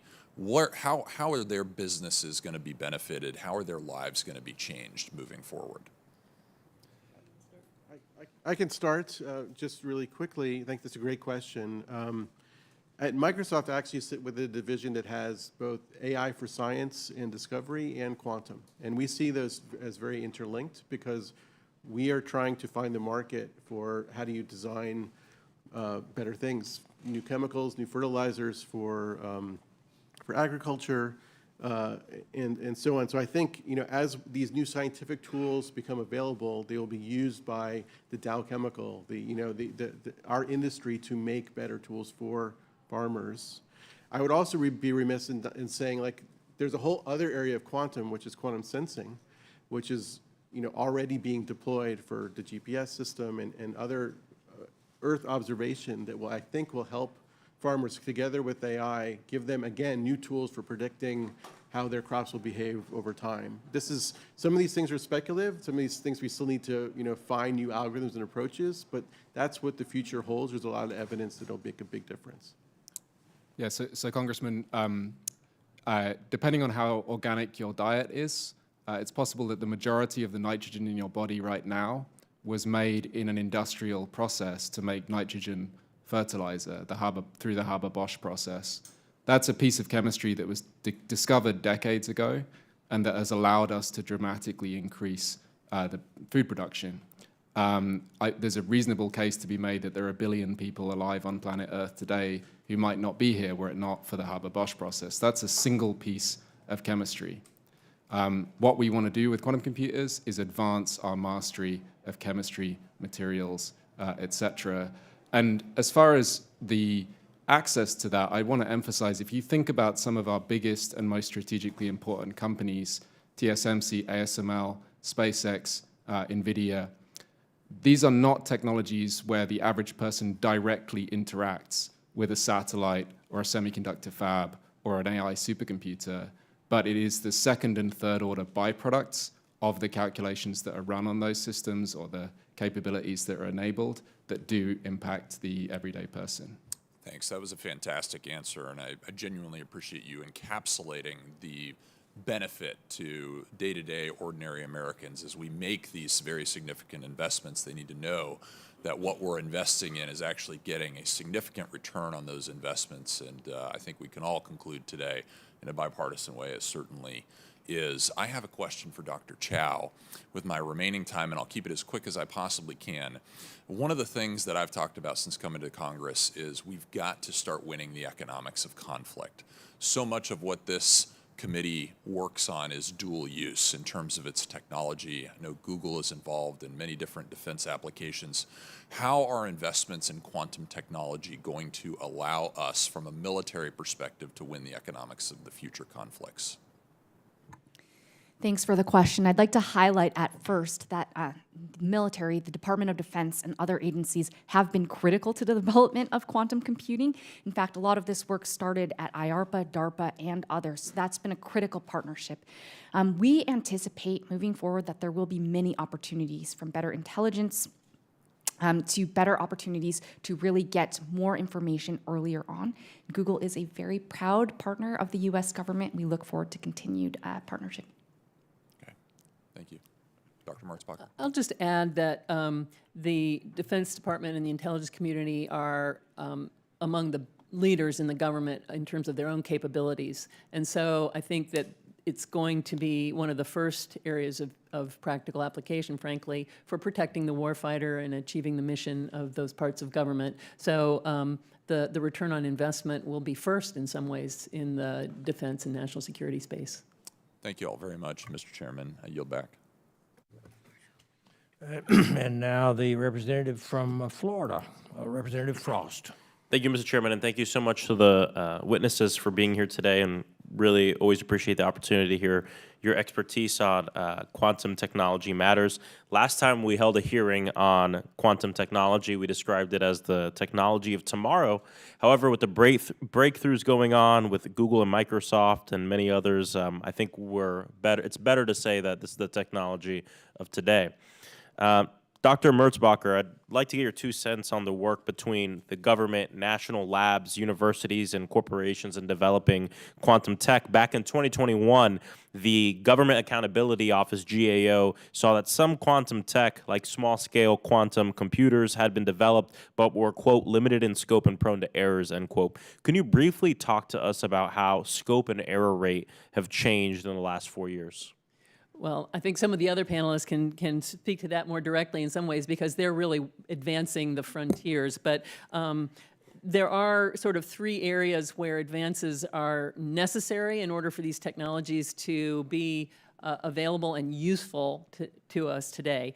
One is scaling up the capabilities, and we've seen some nice examples here on the table of that happening. So bigger processors, more capable. Number 2 is the error correction problem. These are prone to errors, and that needs to be improved. So you need to both improve the qubits and also address the errors. And at some point, you kind of have a combination of those 2 that makes it possible to do computation. And number 3, and this was touched on, I think, in an earlier question, we need algorithms, we need software to run on the hardware. And so all 3 of those things are in the process of being advanced simultaneously, which is kind of amazing, in order to be able to, as soon as possible, have things that are useful for commercial applications. I hope that answers your question. You know, for a long time, quantum computing has promised that a single utility scale quantum computer could provide more computing power than all the world's classical computers combined. I know each and every one of you has been spending a bunch of time working to overcome certain technological challenges, scalability, error correction. However, I want to bring up something that is a concern I have, and it might not come up every day. Quantum research costs a lot of money, right? The reality is this means that the serious capabilities are concentrated with a few major players, including Microsoft and Google. Now that quantum tech is arriving, people are worried about how we'll keep it serving the public interest and not just enriching those who can afford it. Are there any recommendations from the Quantum Committee, GAO, or anywhere else that you think help address this concern?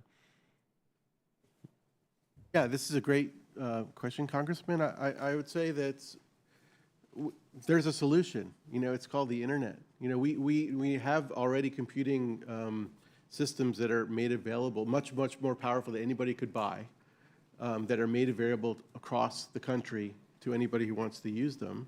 And we have, you know, through the federal government, made investments in providing access to that to, you know, students, anything from high school students all the way up to the most sophisticated researchers. And I think that has to continue to happen in quantum as well. It is expensive. It's very expensive to build these machines and push them to the state of the art. It's very expensive even to use them because there's only a couple that are working, you know, and to take the time away of development to provide access is expensive. But this is somewhere really where the government can help by making that access available to communities. I know some of you are probably familiar with initiatives like the Illinois Quantum and Microelectronics Park, which aims to establish regional quantum hubs. What strategies can ensure that as these hubs spring up across the country, they benefit a broad range of folks, including people from rural communities and low-income backgrounds?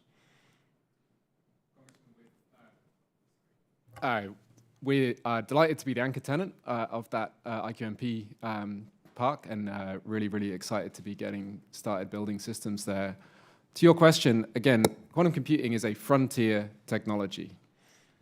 Today, we do not have useful quantum computers, and we've heard we need to build big systems in order to actually access useful applications. Almost by definition, a frontier technology is going to suffer from the kind of concentration of power that you describe. And I think it is risky to not fully internalize that reality. That is the nature of, for instance, semiconductor manufacturing, AI supercomputers, rockets, quantum computers. It's almost a physical characteristic that leads to this kind of concentration of power. And that, of course, has caused problems in the case of the semiconductor supply chain. So I think the first step is actually to recognize that it is very hard to avoid that physical, geopolitical concentration of power. Thank you. And with the last bit of my time. Yeah, I just want to say that there's amazing innovation happening at very small companies. And all of the big companies that are members of my association support helping those small companies to innovate. I've had some of those small companies get acquired by some of the big companies. And so there's a natural sort of ecosystem that is out there. And the government is, I think, really the main funder and assistant to getting those small companies to the point where they can demonstrate success and make the next step. So financial assistance, as well as SBIRs and grants and so on. Thank you. Appreciate the extra time, Mr. Chair, and I yield back. Gentleman's time's expired. And now I recognize the gentleman from Utah, Dr. Kennedy.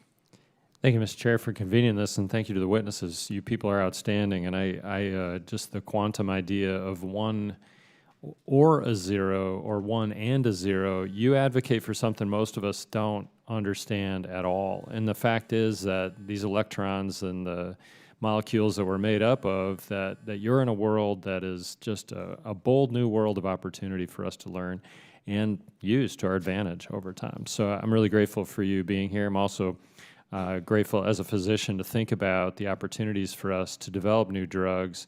And when I'm making a decision, a life and death decision of what do I do with this person, the idea that you've advocated for, that artificial intelligence and quantum go together, and that we can have real-time data to help, in this case, doctors or nurses, make those decisions based on differential diagnostics that would help us to actually save lives. So thanks for what you're doing, although we're not all there yet.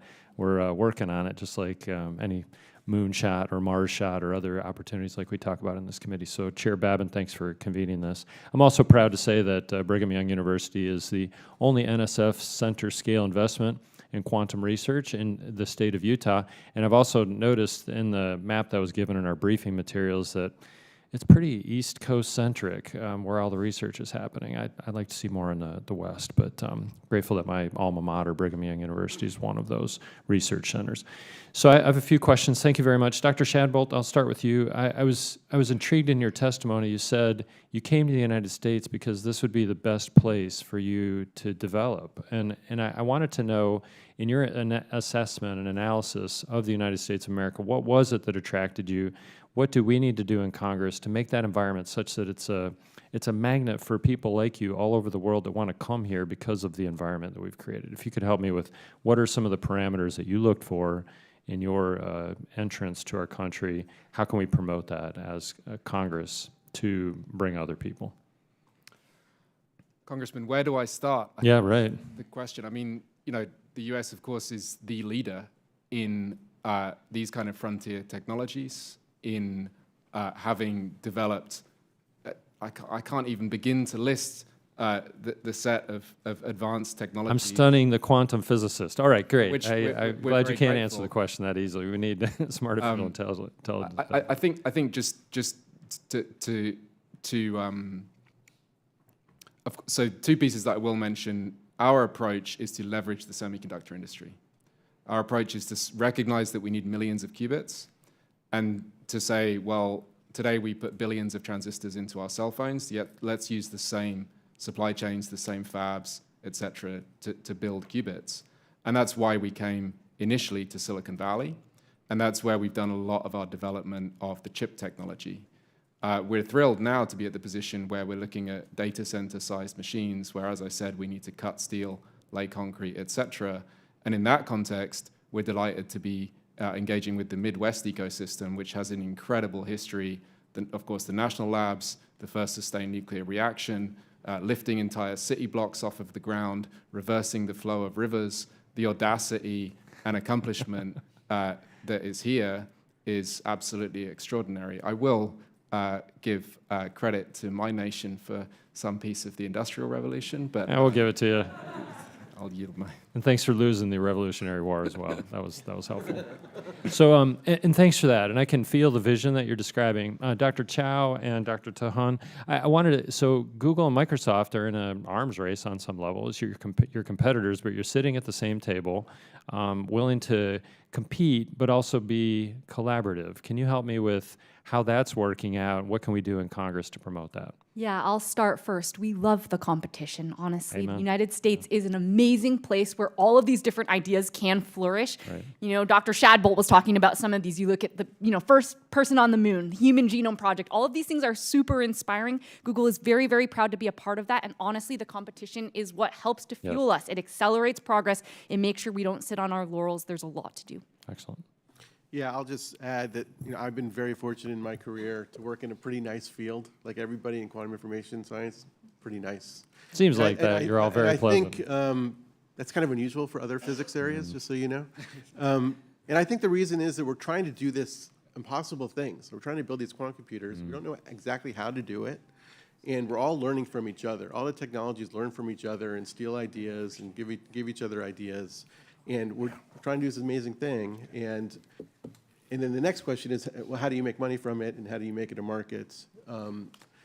But it's a great time to be in that era, and that's all I have to say.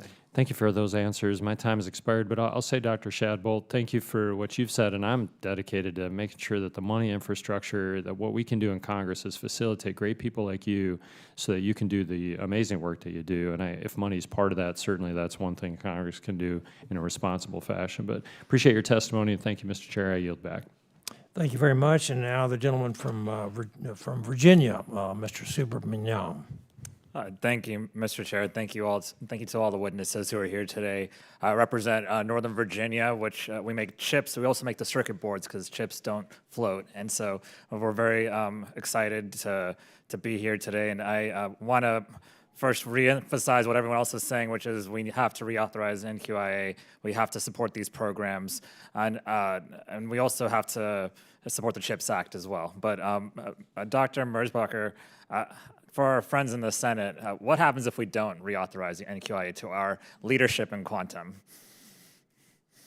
Well, I mean, I think it's going to send a really difficult or, unfortunate signal that the U.S. government doesn't seem to emphasize this critical and emerging technology. It's a cutting-edge technology that has so much potential value, and others, we're not operating in a vacuum. So while there are many important priorities, of course, I think this is one that we can't afford to take our foot off the gas. It's important for national security and economic security. Does anyone else want to add anything? Go ahead, Dr. Day. Yeah, thank you, Congressman. I grew up in Northern Virginia. My office is in Northern Virginia, so thanks for that, too. Look, I agree with Celia completely. This is a signal to the world. Everybody else is doubling down. They've been following U.S. leadership. We need to continue to show leadership. I think there's also new things in the National Quantum Initiative Act reauthorization that can help us, and I'd like to see that come to fruition.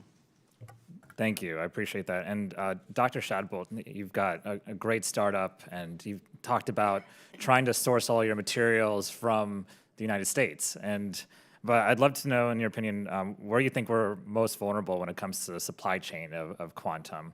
I know I've read a couple of times about cables being an issue, for instance. What parts of the supply chain are there serious vulnerabilities? Yeah, so Congressman, I mentioned this earlier. We're actually PsiQuantum is in a really quite unusually fortunate position for a hardware company where I think about 80% of our supply chain now is here in the United States. That's an extraordinarily large fraction, especially for an organization that's making chips. That was a deliberate move by the company to establish that. It is a very diverse supply chain, from chips to PCBAs, as you mentioned, to fiber optics, cables, et cetera.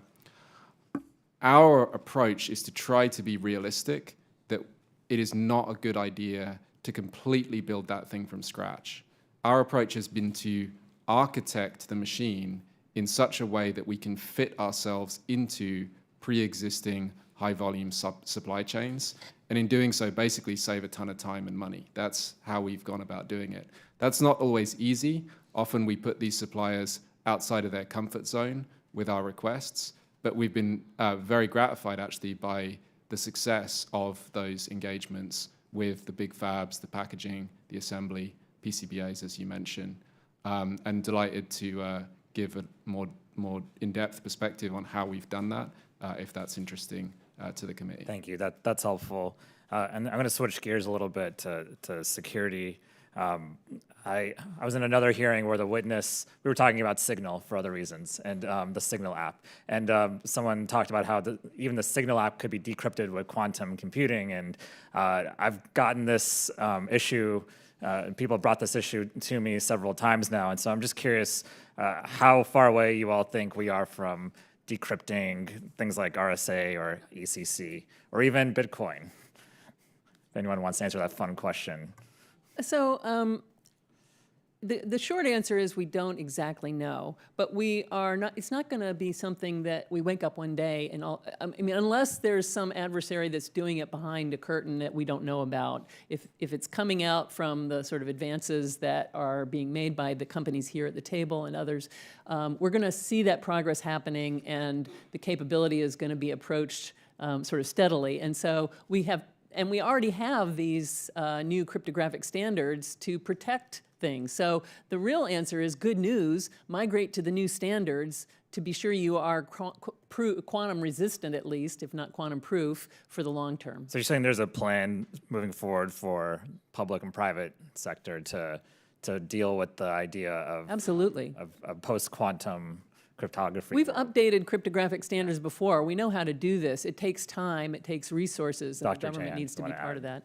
Yeah, I mean, let me just say that moving to quantum-resistant cryptography doesn't require any quantum stuff. Like, you can actually do it by replacing our classical codes and classical routers. Microsoft has a quantum-safe program. NIST has launched initiatives. But we do need to move. It is going to be a big job to move the entire nation and ecosystem to these quantum-resistant tools. We do have some time with apps like Signal, where it's real time. You know, you really need a computer at that moment to decrypt. But as we mentioned earlier in the session, you know, people saving data to decrypt later, even if it's 10, 20 years from now, is also a risk for certain special types of national security data, health data, banking data. So we do need leadership in ensuring that transition happens in a timely manner over the next decade. Thank you. I yield back. Thank you. And now the gentleman from California, Mr. Fong.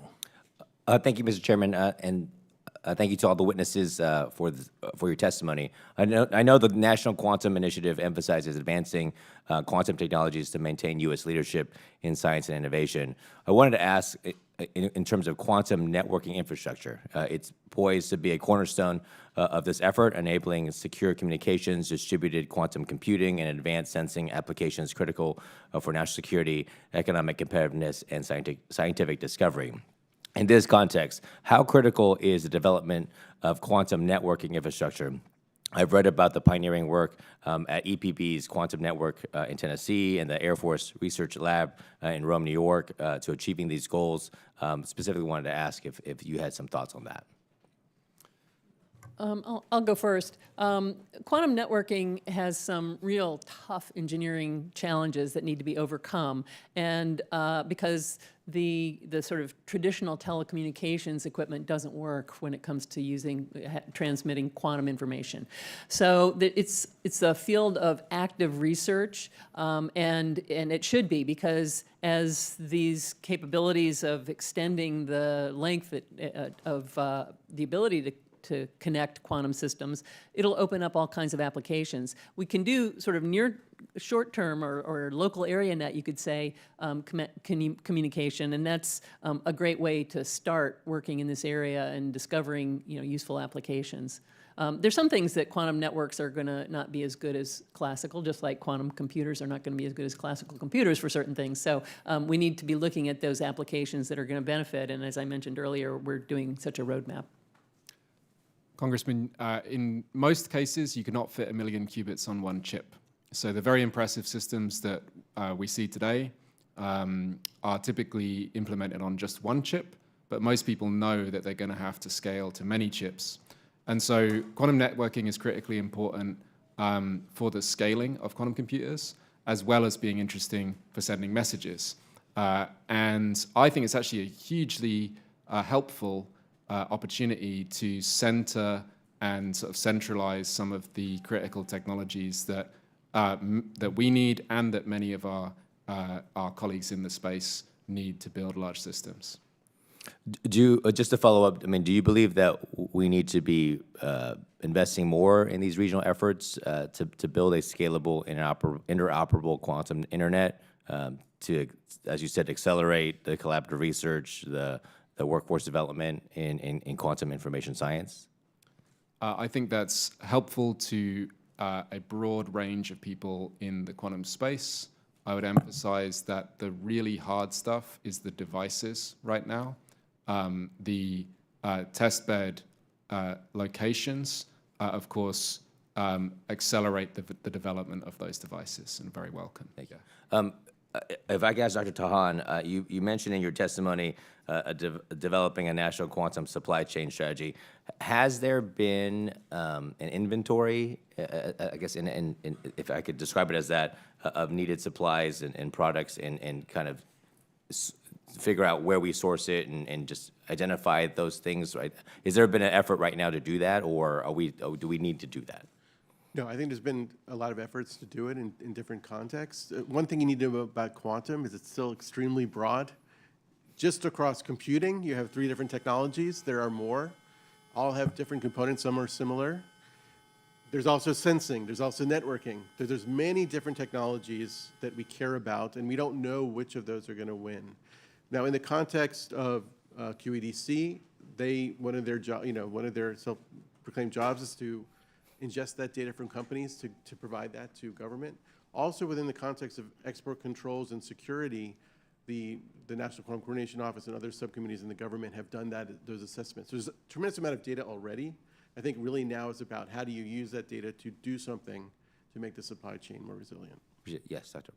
So we were commissioned by NIST to do a sort of supply chain framework project, and that report is on our website, publicly available. We also did a quantum technology manufacturing roadmap that identified a lot of inputs to being able to make quantum systems. So those are available reports that outline this. The supply chain is a hard thing to map for the reasons that were mentioned. First of all, there are supply chains. You need different ones for different types of systems. And it's very sort of early stage, and companies are somewhat sensitive about sharing some of that information. But there's work being done, I can assure you, and actually there's a supply chain workshop in a couple of weeks that the Department of Commerce is putting together. So there's a lot of thought going on to this problem and trying to figure out how to map it and make it stronger. Yeah. It sounds like we need to probably move with a sense of urgency, especially with all the focus on security. I'd be remiss. I appreciate California's significant investment and involvement in quantum infrastructure. I would say, as someone who represents the Central Valley of California, that we hope that you would not, that you also include my region in terms of our educational institutions and as well as developing our workforce. With that being said, I yield back. Thank you. And now I recognize a gentlewoman from New York, Ms. Gillen. Thank you, Mr. Chairman. Thank you for holding this incredibly important hearing because quantum technologies will certainly transform our society. So my first question is for you, Dr. Merzbacher. The PRC has declared that quantum technology is a key priority in its 5-year plan, and they're determined to overtake the United States in terms of quantum capabilities, and we cannot wait any longer to catalyze investment in quantum. What do we need to do right now to prevent the PRC from winning in the competition for quantum and AI?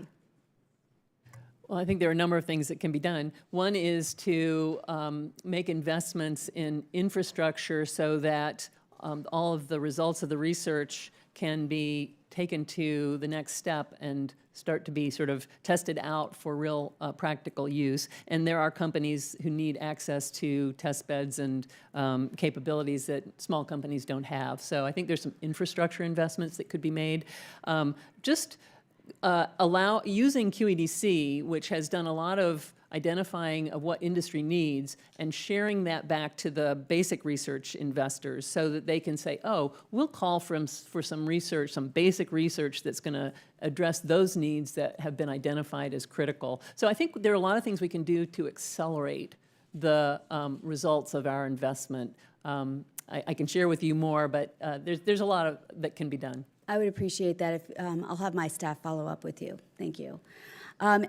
Dr. Shadbolt, you said that you came as an immigrant to the United States to start your venture in quantum here because the United States was the best place for you to do that. Could you elaborate a little bit about why you think the United States is the best place for you to start this entity and what we need to do to make sure we continue to be a place where we will get, I think you said, the rare elite talent and why they should come to the United States? Yeah, so thank you for the question, Congresswoman. I mean, the United States, of course, has made a multi-decade investment into science and technology, which means that many of the best people in the world are here. The infrastructure is here. The willingness to go after these grand challenges for humanity is here. And then, of course, the industrial, startup ecosystem, basically. We're a startup company, first and foremost. Our funding is overwhelmingly from private sources, and we knew when we started the company we would have to raise really significant capital for something that has never been done before. And to come and do that here was a tremendous opportunity. For us, it was a no-brainer when we first came here. And that has been reciprocated, I would say. We, as you've heard, are now spending hundreds of millions of dollars on manufacturing here in the United States, and we've been delighted and gratified by the opportunities that we've enjoyed here in the United States. So what do we need to do here in Congress to make sure that the United States still continues to draw folks like yourself to come here and to think that this remains one of the best places to start and develop quantum technology? Support the development of the best people, the best technology, and the best companies. Thank you. And Dr. Tahan, you talked a little bit about this. In order to advance quantum technology, we need to make investment for the next generation of leaders. How can we best do that? Thank you, Congressman. I was just thinking that on the drive over here, we passed the Air and Space Museum. My first experience as a scientist was an intern there.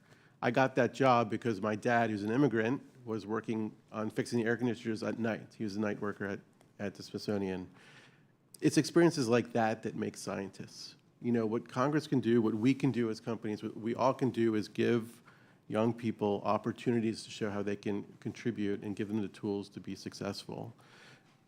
Part of that, and I'm just going to give a little bit of tilt on many of these questions, is continuing to work closely with our allies. This is a global initiative. It's extremely broad technologies. We don't know what's going to win. We will win by being first together. At Microsoft, we have a big outpost in Denmark, extremely talented people there, also in the Netherlands. Our supply chains are global. We need to ensure that we are leading the global team to get to this technology first, because there's no prize for second place here. We need to get first so that we can get to the market first and then reap the rewards of more jobs for those people we're creating. Thank you. I yield back. Thank you. I now recognize Congressman Begich from the great state of Alaska for 5 minutes. Thank you. I've got a few questions here, and we got a limited time, so I'm going to move through these quickly. What would you say are the value of U.S. patents when our primary adversary in this specific sector does not honor intellectual property protections? Do you believe U.S. quantum investments are being adequately protected through our current framework? And if not, what thoughts do you have to bolster protections for our quantum technology portfolio? And I'll direct that to Dr. Merzbacher.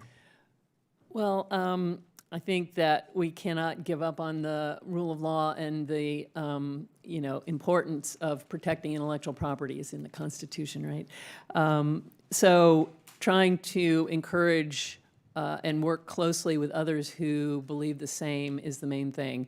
I can assure you that companies are very aware of risks of working with partners that maybe don't have the similar values and respect. So I think that we need to work to make that protection enforceable and worldwide in a sense.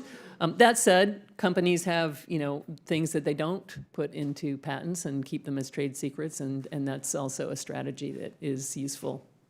Thank you. Congressman, Go ahead. Go ahead. As a founder of the company, board member, I would be negligent if I didn't publish patents as fast as humanly possible, and I'm fortunate to have a lawyer with a PhD in quantum computing who's been incredibly prolific in that respect. But to your question, in the end, the only thing that matters is winning and getting to the end as fast as humanly possible. And to the earlier question, that's what the United States has historically been incredibly good at. Thank you. We recognize that there is a tremendous urgency as it relates to post-quantum cryptography, and we've kind of touched on that a couple of times already this morning. We recognize that AI brings with it some significant risks as well as tremendous opportunities for humanity. And I'm curious, and this can be directed to any of you, do you perceive there to be any similar risk trade-offs with quantum technology that we need to be thinking about in Congress? Yeah, quantum, and I've said at this intersection of national security and quantum industry for most of my career, quantum has always had this dual use, right? The first killer app for quantum is breaking codes. That was the first code that kind of released the first set of funding. So we always have to be cognizant of the way technology can be used for good or ill. That doesn't mean we can be slow. Like, there's this trade-off between speed and security. You can stay home and never leave your house and be safe, but at some point we need to go get a job and provide for our family. So security really comes from both economic leadership and the security we place on things. So we have to balance that, but I'll just reiterate what other people have said here. Being first is the means to establishing that choice. And this is, again, open to anyone on the panel. Do we see any current pathways to generalized computing applications originating from quantum computing technology? Yeah, so I can comment on this. Quantum computers are not expected to replace conventional computers for many applications. We're not going to run Microsoft PowerPoint, unfortunately, on the quantum computer.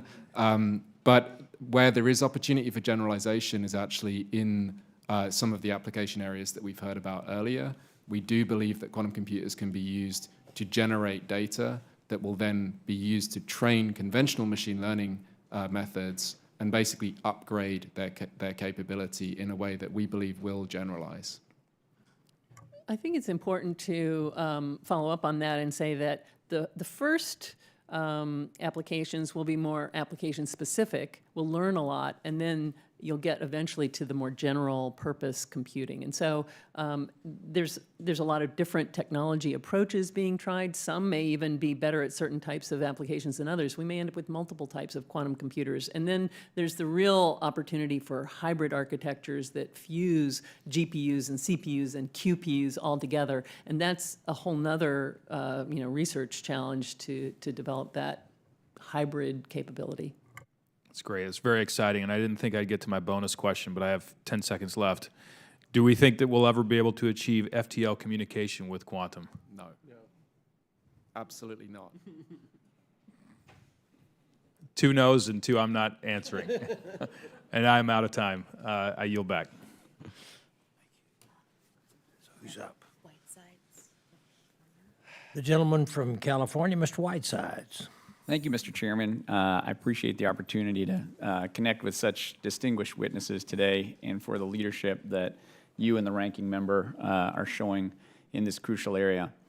That said, I must begin by noting that this hearing takes place against the backdrop of a new round of devastating cuts to federal science programs and renewed threats for federally funded scientists across the United States. This time, they are in the administration's recently released skinny budget, in which the Trump administration has formalized what they intend to do with America's science agencies. It is, simply put, a disaster. A series of devastating cuts that would nearly guarantee that we cede leadership to China across a wide range of technical and scientific fields. Let's be specific. A 24% reduction of NASA's budget, a 50% reduction of the National Science Foundation's budget, a 37% reduction of the National Institute of Health's budget, and a 33% cut at the CDC. I would note that these cuts are incredibly, on average, a greater percentage than proposed for most other non-defense federal agencies. So science and technology, the foundation for a growing economy, stronger national security, and better health, is being singled out by this administration for greater cuts. We learned just last week that the National Science Foundation has been forced to stop awarding new research grants and from supplying allotted funds for existing grants. No doubt, this is why the NSF director, who Trump appointed in his first term, just resigned. NIH has awarded far less than half the grants it did at this point in the president's first term. That means that functionally, the administration has already cut hundreds of millions of dollars from crucial medical research on cancer, Alzheimer's, and heart disease. A research group has recently found, for the first time, the number of top AI talent researchers coming or leaving the United States is about to go net negative. More researchers leaving the U.S. than coming. Our top universities report double-digit drops in the number of technical grad students that they will be supporting this year and expect much greater collapses in those numbers over the course of the next year. All this means that we are interrupting the careers of young scientists and top technologists who may either leave their fields or go to Europe or China to pursue their careers. Damage is being done every day. And this committee, I believe, needs to make sure that its voice is heard because there is no time to waste. At its core, today's hearing is about the power of science. We all recognize that federal investment in science drives progress across every sector of our economy. That power is only possible because of a long-standing commitment to our science agencies and trust in the institutions that carry out this work. If we are serious about reauthorizing the National Quantum Initiative and maintaining U.S. leadership in quantum development, we cannot allow these cuts to move forward. We have no time to lose. We as a committee need to be clear that these cuts are unacceptable if we intend to continue to lead. Science must remain a national priority, not a political target. Thank you, and I yield back. Okay. And now the gentleman from Colorado, Mr. Hurd. Thank you very much, Mr. Chair. Thank you to our witnesses for being here. I have a question first for Dr. Shadbolt and Dr. Hsu. We frequently hear about the need for a quantum-ready workforce. Beyond PhDs in physics, what technical gaps do you see in the quantum industry pipeline? Thank you for the question. Honestly, the primary requirement for me is to have availability of the best people. And that includes the best welders, the best systems people, the best PhDs in quantum information. And those people exist here in the United States. That's why we came here. And that is thanks to, again, decades of investment by this nation. But so really, like from my point of view, our approach has been to build a system in a way where we don't need as much novel capability as you might anticipate. We can find the people that we need in chip manufacturing, packaging, assembly, etc. I just want them to be absolutely brilliant and free and motivated to get on and help us build this thing as fast as possible. Thank you. Okay, I'll comment quickly. Look, the workforce in quantum computing has changed quite a bit. Google Quantum AI started in 2012. At that time, our workforce was primarily PhDs in physics and computer science. Today, that's completely different. We're hiring a number of hardware, software engineers, as well as technicians, 2-year college degrees, really to help us build up and scale and engineer our systems. That increasingly is going to be what we need. We want to make sure that people with fabrication expertise, mechanical engineering, electrical engineering, and others are available, and importantly, people that are thinking about the applications, the end use of these computers. Are we doing a good job of getting those expertise, that training here in the United States? The United States, in our opinion, is doing some good work, but we need to do more. Okay, thank you. As you may know, the Mountain West, particularly, I'm from Colorado, the Mountain West, Colorado, New Mexico, Wyoming, was recently designated a quantum tech hub, and it supports Elevate Quantum, which is a research consortium of nearly 120 organizations working to commercialize quantum technology and to build a strong innovation system. And universities obviously have an important role in that effort. I recently met with leaders from the Colorado School of Mines in my home state who are developing a quantum-ready workforce and building an underground research facility in the university's experimental mine. Imagine that, Colorado School of Mines has a mine. And I'm told that actually that's an ideal environment for breakthroughs in secure communications and quantum computing. Dr. Merzbacher, as we look to move beyond basic research and realize the national security and economic benefits of quantum technologies, can you talk a little bit about the role you think universities should play, and what more can Congress do to support their efforts to bridge the gap to commercialization specifically?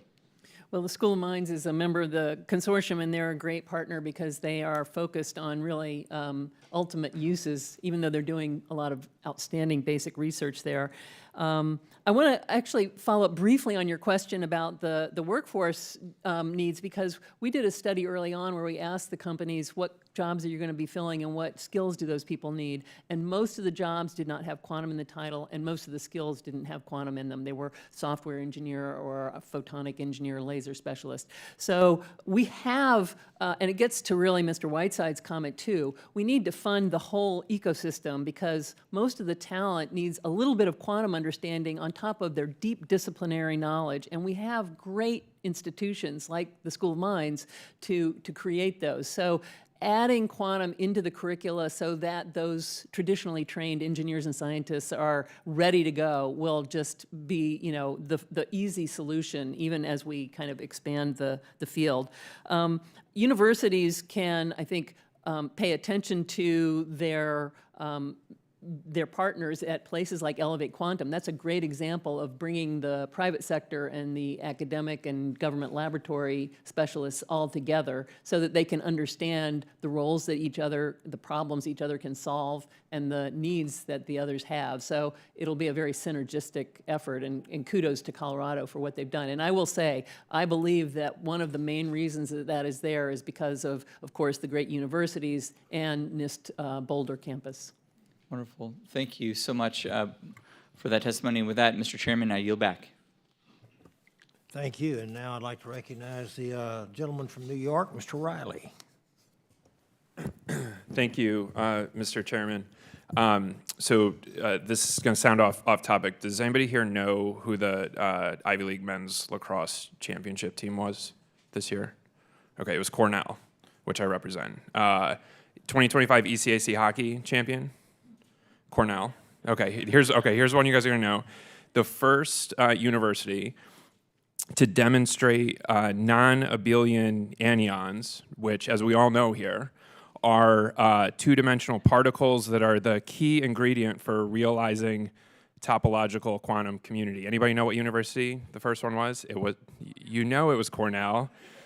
both because I led you there and because, Dr. Chu, that breakthrough was the result of a partnership between Cornell and Google. And I was hoping for anybody here who doesn't know what non-abelian anions are, if you could talk a little bit about what that is. I know very well, obviously, what it is, but if you could teach everybody else. And then most importantly here, what I'd love to hear is about the value of your collaboration with Cornell. And we're just so proud of the research and the breakthroughs and the innovation that is happening on campus, and would love to give you the opportunity to highlight that important work together. Yeah, absolutely. We are extremely proud of that work with Cornell. 2 points that I'll make. First of all, collaboration is critical. This is not a project that Google could have done on our own. We absolutely had to partner with Cornell experts on this. Google partners with over 60 universities for exactly that reason, because so much expertise exists in academia. We've got to continue those types of partnerships. The second point I'll make, since you brought up non-abelian anions, we've been talking a lot about the applications of quantum computers, right? That's what people are excited about at the end of the day. We're building these incredible machines because we want to solve otherwise impossible problems. This work that you cite is a good example of what is possible on quantum computers today. Today, they are not yet capable, as other panelists have mentioned, of real-world, beyond classical applications. A lot of the applications are still best performed at this point on classical computers. However, we expect that to change as the systems continue on. Today's computers in quantum computing are actually, though, capable of really interesting new discoveries in physics. We're really proud about that. I appreciate it. Yeah, go ahead. Yeah, I guess I'd be remiss in not talking about topological anions. I was just at Cornell. Of course, that was actually exactly where I was. I was just at Cornell, actually. At Microsoft, we're actually trying to build physical topological qubits based on the same physics that was simulated on Google's and also Continuum's quantum computers built from other types of qubits. And you have other professors at Cornell who are trying to make the devices themselves, and also some really great expertise in cryo-CMOS, which is used to control RChip. So keep doing it. Terrific. That's great. Well, thank you. I want to invite all of you to come to campus. I know some of you have been on campus, but I'd love to invite all of you to come to campus with me. We'll do a roundtable. We'll meet with folks who are working on this and find more ways that we can all work together. I won't, under oath, ask you to accept my invitation here, but we'll follow up with all of you. I do, Mr. Chairman, ask unanimous consent to enter into the record some information about the partnership between Google and Cornell that shows just the incredible work that's happening there. And I do think it's important to highlight how important it is for this committee, the Congress, for the federal government to invest in research and development at our nation's universities, because we are, as a country, we're better off, we're more secure, we're more innovative, we're more prosperous when we're investing in science. I think if you really want to make America great again, you're going to put us at the forefront of innovation, and you're not going to let China eat our lunch on all of this. So I'm concerned with the administration's budget, which would slash research and development, especially at our universities.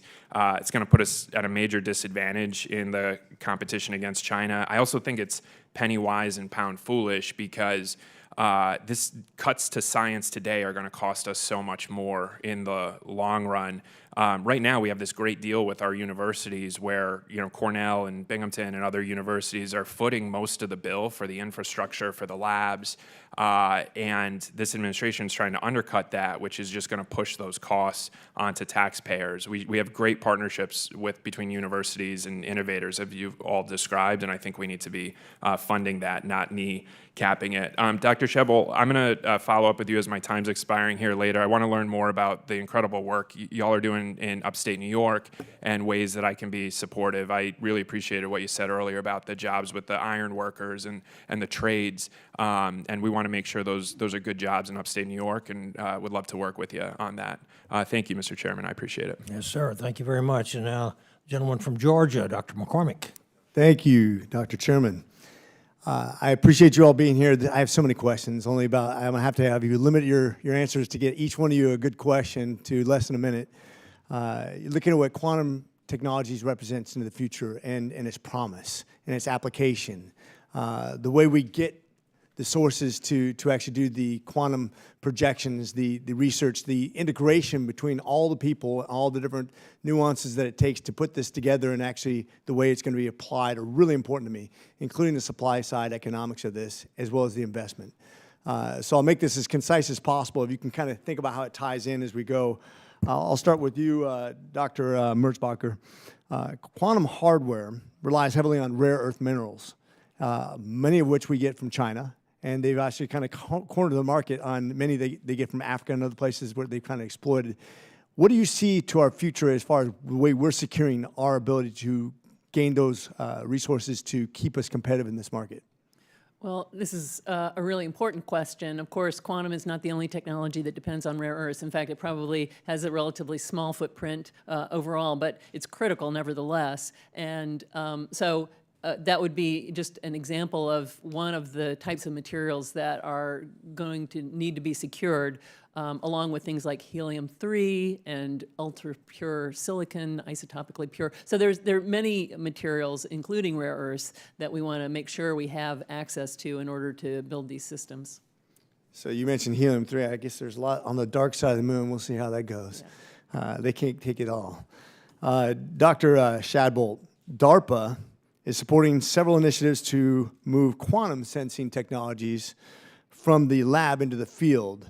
What do you see as far as what we can do to help that actually become applicable? And what do you think the applications are going to be as they move forward?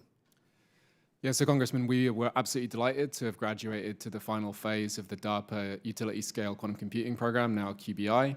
And I would really strongly commend the approach that DARPA has taken to doing this, principally that is an evaluation program.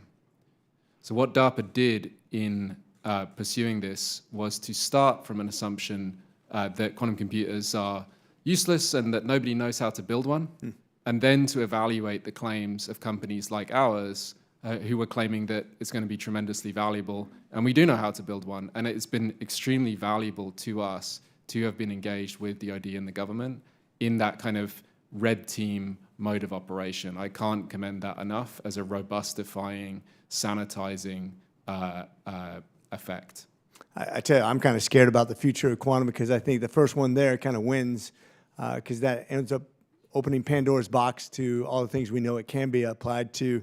Dr. Tahan, what do you think the top application or the top applications, if there's a couple or a few, are going to be of quantum? We always know that it has to do with maybe code cracking and stuff like that. The defense to that, you know, offense, defense, you mentioned red team.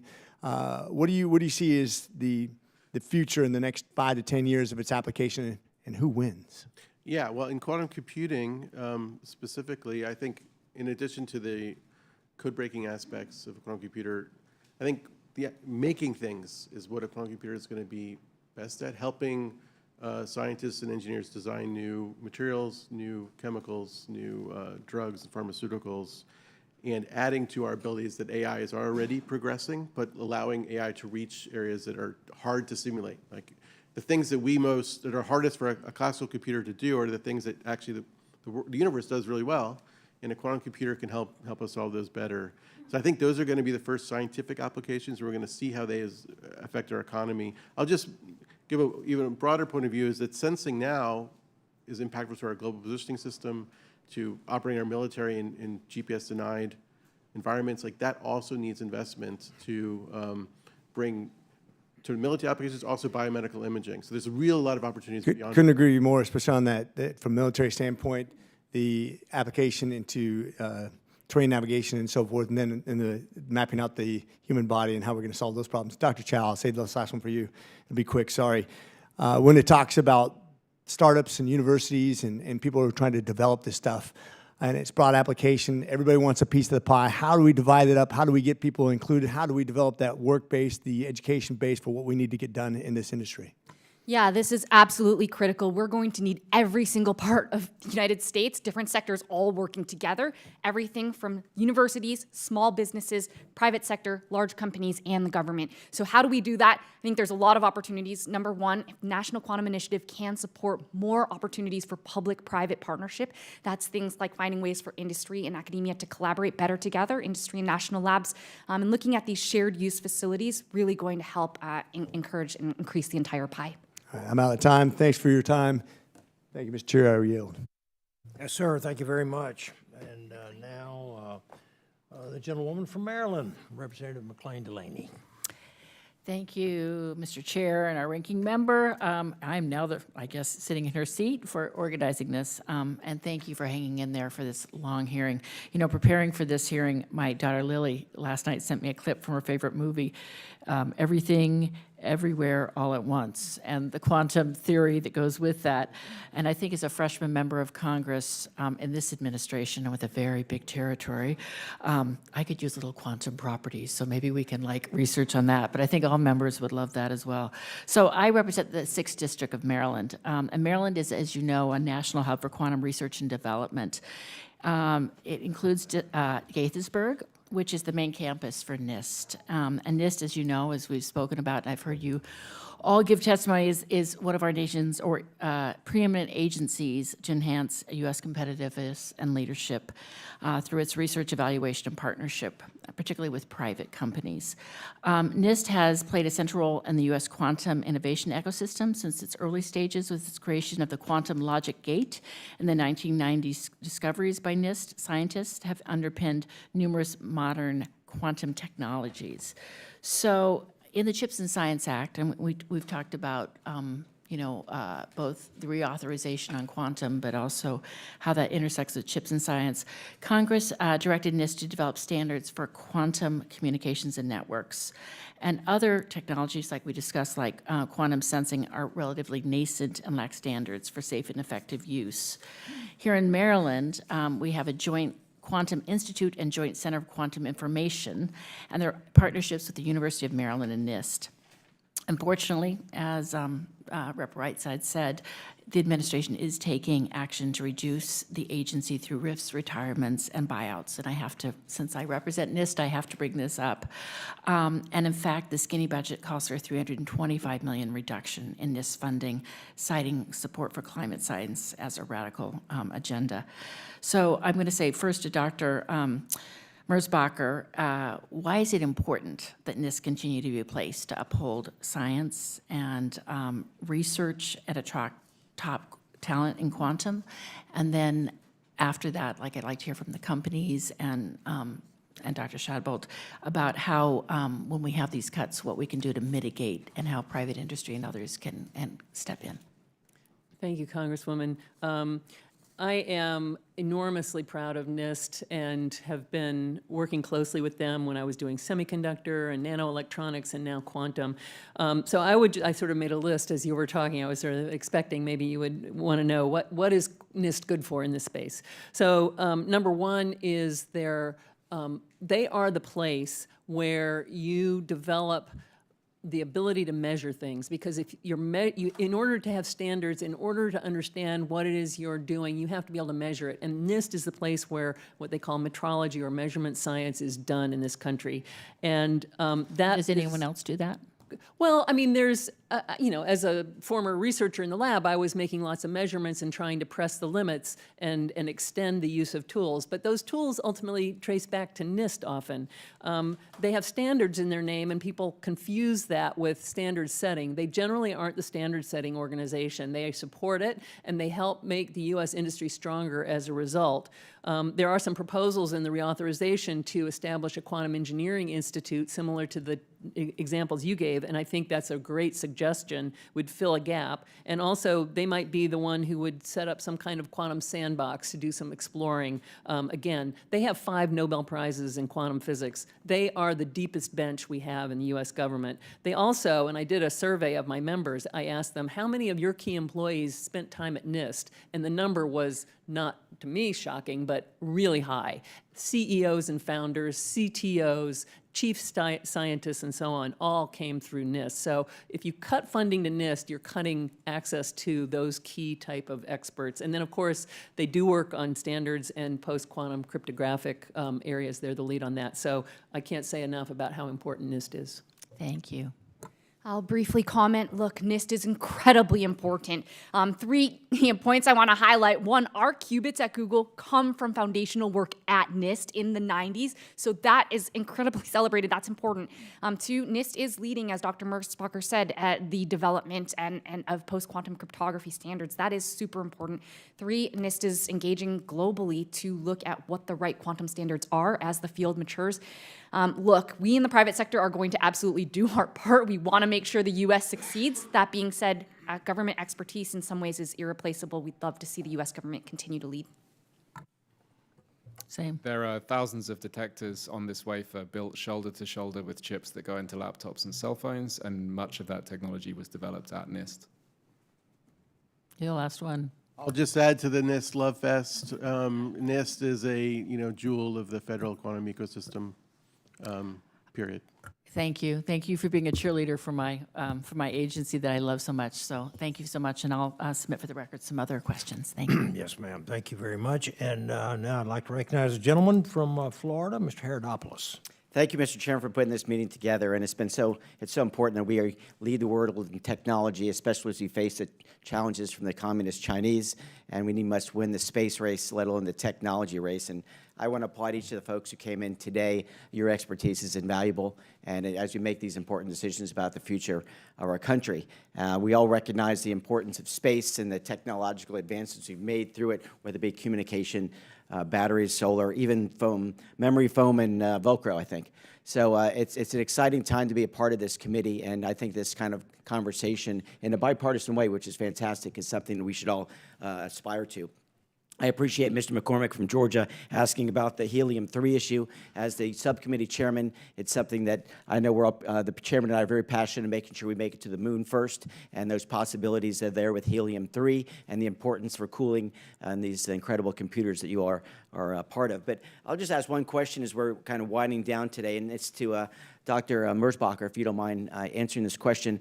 I'm very interested in the way that a quantum network can connect to DoD, NASA, national laboratories, universities, and the industrial base in order to advance space research and development. Could you please discuss how quantum networking can be most effectively used to advance the development of space technology for national security purposes?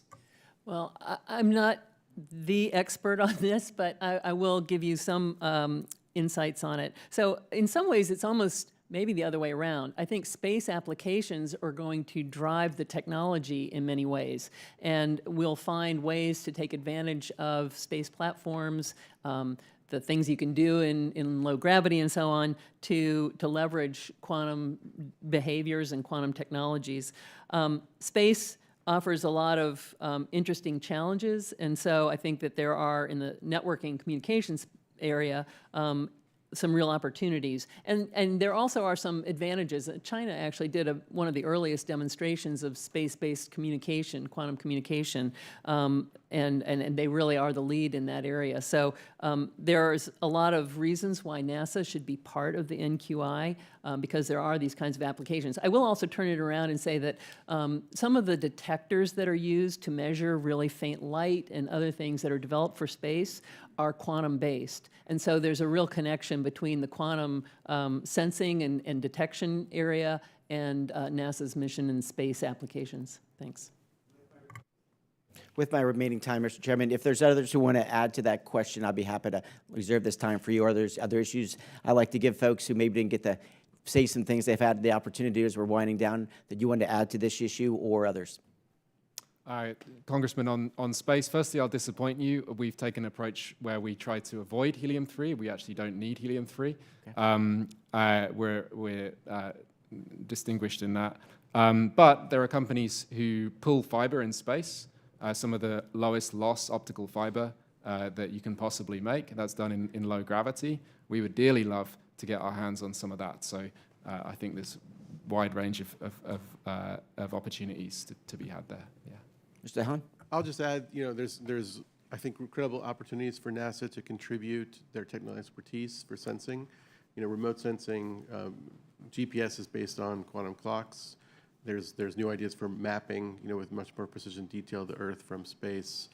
I'll also say that NASA is extremely good at education and outreach, and having them as part of the National Quantum Initiative was extremely valuable the first 5 years, and if we can get them funded more the second 5, I think it will bring a lot to the table in creating this new generation of people we need for all our missions. Thank you. Maybe I'll add one other point. You talked about helium-3. I think that's a fantastic example of really fundamental research that is now implicating and impacting absolute applications. I actually have a photo here of one of our, we call these cryostats, cryogenic refrigerators. They go all the way down to almost absolute zero. This is colder than anywhere in outer space. We mount our quantum chips there in order to get the quantum properties we need for computing. That is made possible because of helium-3. That original research was funded decades and decades ago by the U.S. government at research universities, including Cornell, and so we're very grateful. Just example of how we continue to build on top of basic R&D. Well, thank you very much. Again, Mr. Chairman, thank you for holding this hearing today. I think it's been very helpful for all of us. Thank you, sir. Yes, sir. Thank you very much. And now the gentlewoman from Oregon, Ms. Bonamici.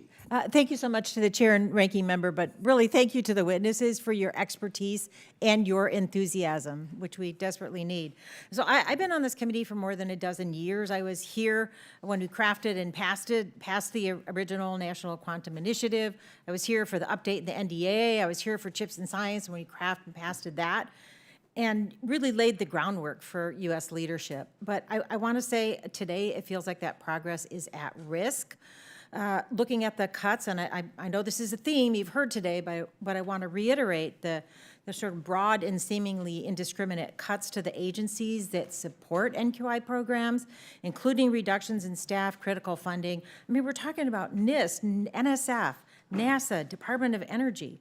This really threatens our leadership and the workforce pipeline that we need to sustain it. And the repeated attacks on science, whether it be through budget freezes or hollowing out education at the efforts at the NSF, these are already having chilling effects. Graduate departments across the country are seeing reductions in admissions. Talented scientists are leaving, some being recruited away, as our future workforce looks like it is under attack and often being gutted. My other committee is Education and the Workforce, and I serve on the subcommittee on higher education. And right now, we are very aware that the administration is creating disincentives for people to come from around the globe to our leading institutes of higher education. Congress is also making it harder. The bill that passed out of the reconciliation bill that passed out of the Education Committee will make it harder for people to access higher education unless they're from a wealthy family.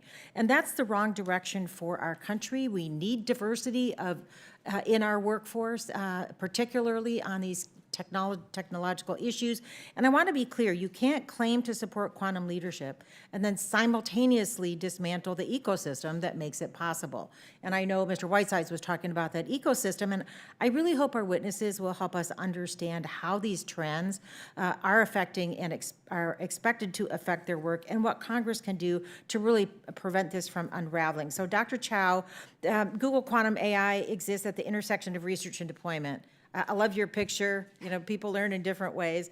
How has the federal government's uncertainty around funding and workforce affected your ability to hire and retain top-tier talent? And what can you tell a policymaker who claims that the private sector can fill the gap? Because you noted when you showed us the photo, the fundamental basic research that came from U.S. government agencies. Thanks for the question. I'd like to highlight a few things. One, first of all, of course, Google is also trying to do our part to develop the workforce. So we've invested in a number of educational opportunities from graduate students, faculty, all the way through two-year colleges. We have a partnership with Santa Barbara Community College, really to help train up the workforce, and also K-12 education, partnering with Q12 partnership and others. So there's a lot that we are trying to do. Private sector cannot do all of the work. It's impossible. We've really long depended on the strong pipeline coming from universities, from high schools, from colleges, really supported in large part by the US government. It is important to see that really continue. Maybe the second point that I'll make, and we talk about, again, the applications of quantum computers. It's why we're so excited. The quantum field is not just about quantum, right? We were happy to see in the skinny budget, right, recommendation for continued funding in quantum. But the opportunity, the hope is to touch so many other fields like drug discovery, chemistry, industrial applications, and more. And we'd really love to make sure that that broad base is here. I appreciate that. Dr. Merzbacher, the American Physics Institute conducted a study in 2023 that projects a drop in first-year physics and grad students in the United States. At least 600 students per year is anticipated. So how would this contraction in the talent pipeline affect industry readiness in quantum over the next, say, 5 to 10 years? Well, it certainly isn't going to help.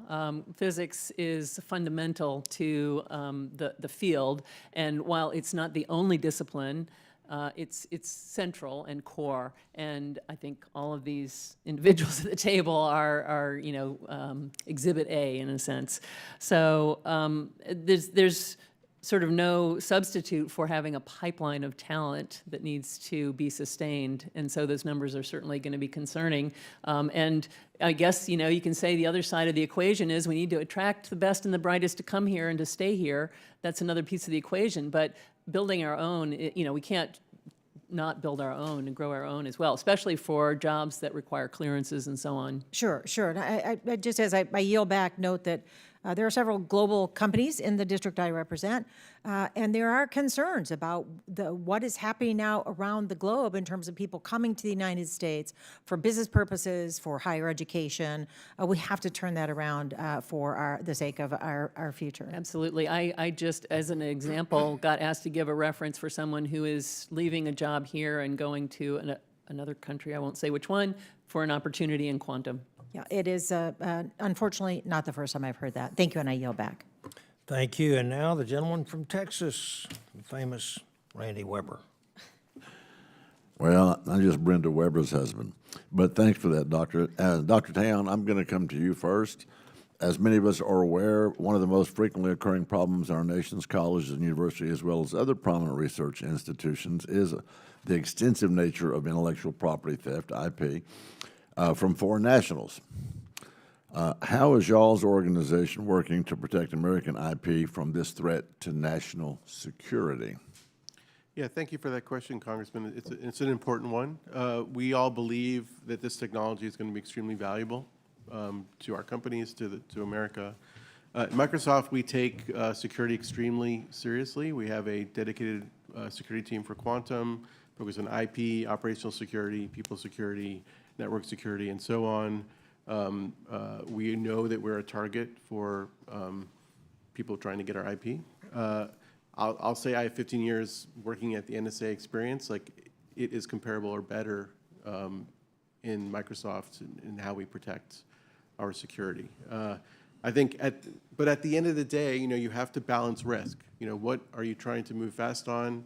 What are what can be fundamental research, and what is the core stuff that you need to protect absolutely to protect the future of the technology investment, and then farm it out in those specific ways. That's how I think the country, from agencies' perspective, from companies' perspective, that's how you can move the technology forward, explore new ideas, while also reap the benefits of getting first to market. So you just said you have to decide which part of quantum you want to work on first, as if to say that you kind of let down your guard a little bit? No, like you have to make a determination at the beginning of, I need the best ideas because these are fundamental science topics. Like, it's best for universities to work on these ideas because I don't know the answer, it may not pan out, they're extremely high risk. Whereas I have a very good idea of what I want to build. I know engineering-wise what needs to happen. Those are the things I would protect, and setting that balance right is critically important to us being first to market. So this is probably a rhetorical question. Is there a quantum method to have a quantum firewall to keep quantum information from being released? If I haven't confused you, I can keep talking. Not that I know. It comes down to human beings making risk assessments about how do we balance the risk of going as fast as possible with protecting the things that we think are most important. Okay, Dr. Chow, I'm coming to you now.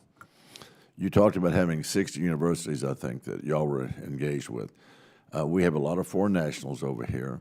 How do we protect the loss of intellectual property in that instance going overseas? What, do y'all have a firewall? Do y'all have, how do you do it? Yeah, thanks for the question. As you noted, we work with over 60 universities. For us, that's incredibly important because there is expertise in academia that we want to partner with, absolutely. Look, Google takes our IP extremely seriously. We have business reasons to do so and also national security. As a company, Google has enormous number of security procedures, both in terms of physical and digital security. Quantum is considered a special crown jewel on top of what the company already does globally. We take that extremely seriously. So as you mentioned in our work with universities, we actually have very special agreements where we have carefully thought about how IP is shared. We protect it incredibly carefully, and we work very closely with law enforcement as well. If you had to guess, you're talking about 60 universities. Of those 60 universities, have how many students would you guess that is? Is that 600 students, 6,000 students? That we work with, I would say, roughly a handful of students at each of these universities. So let's say 200. 60 times 5 would be, or 300 or 200, okay. Sure. So of those 200, are you able to vet them so that, if they came from some of the countries that are actually into stealing intellectual property? Yeah, we work very closely with the faculty at these universities and with the universities themselves to ensure that we are doing the very best that we can. Mr.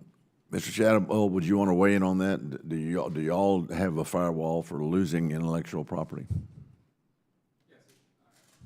So, Congressman, of course, we take that extremely seriously. That's my responsibility as a board member and founder of the company. We have a very experienced chief information security officer. We have facial recognition on our labs. We do red team exercises on our computer security. We do everything in our power. But again, I will emphasize that we are as serious and as invested as we possibly can be in doing that ourselves. This is one of the areas where there is a great opportunity for the NQIA, for government, to help smaller organizations like ours to actually secure this information. And we work with various government agencies to get advice, basically, on how we protect our information. All right, well, I'm over my time. I appreciate that. I thank you all for your responses. Mr. Chairman, I yield back. And now the gentlewoman from Ohio, Ms. Sykes.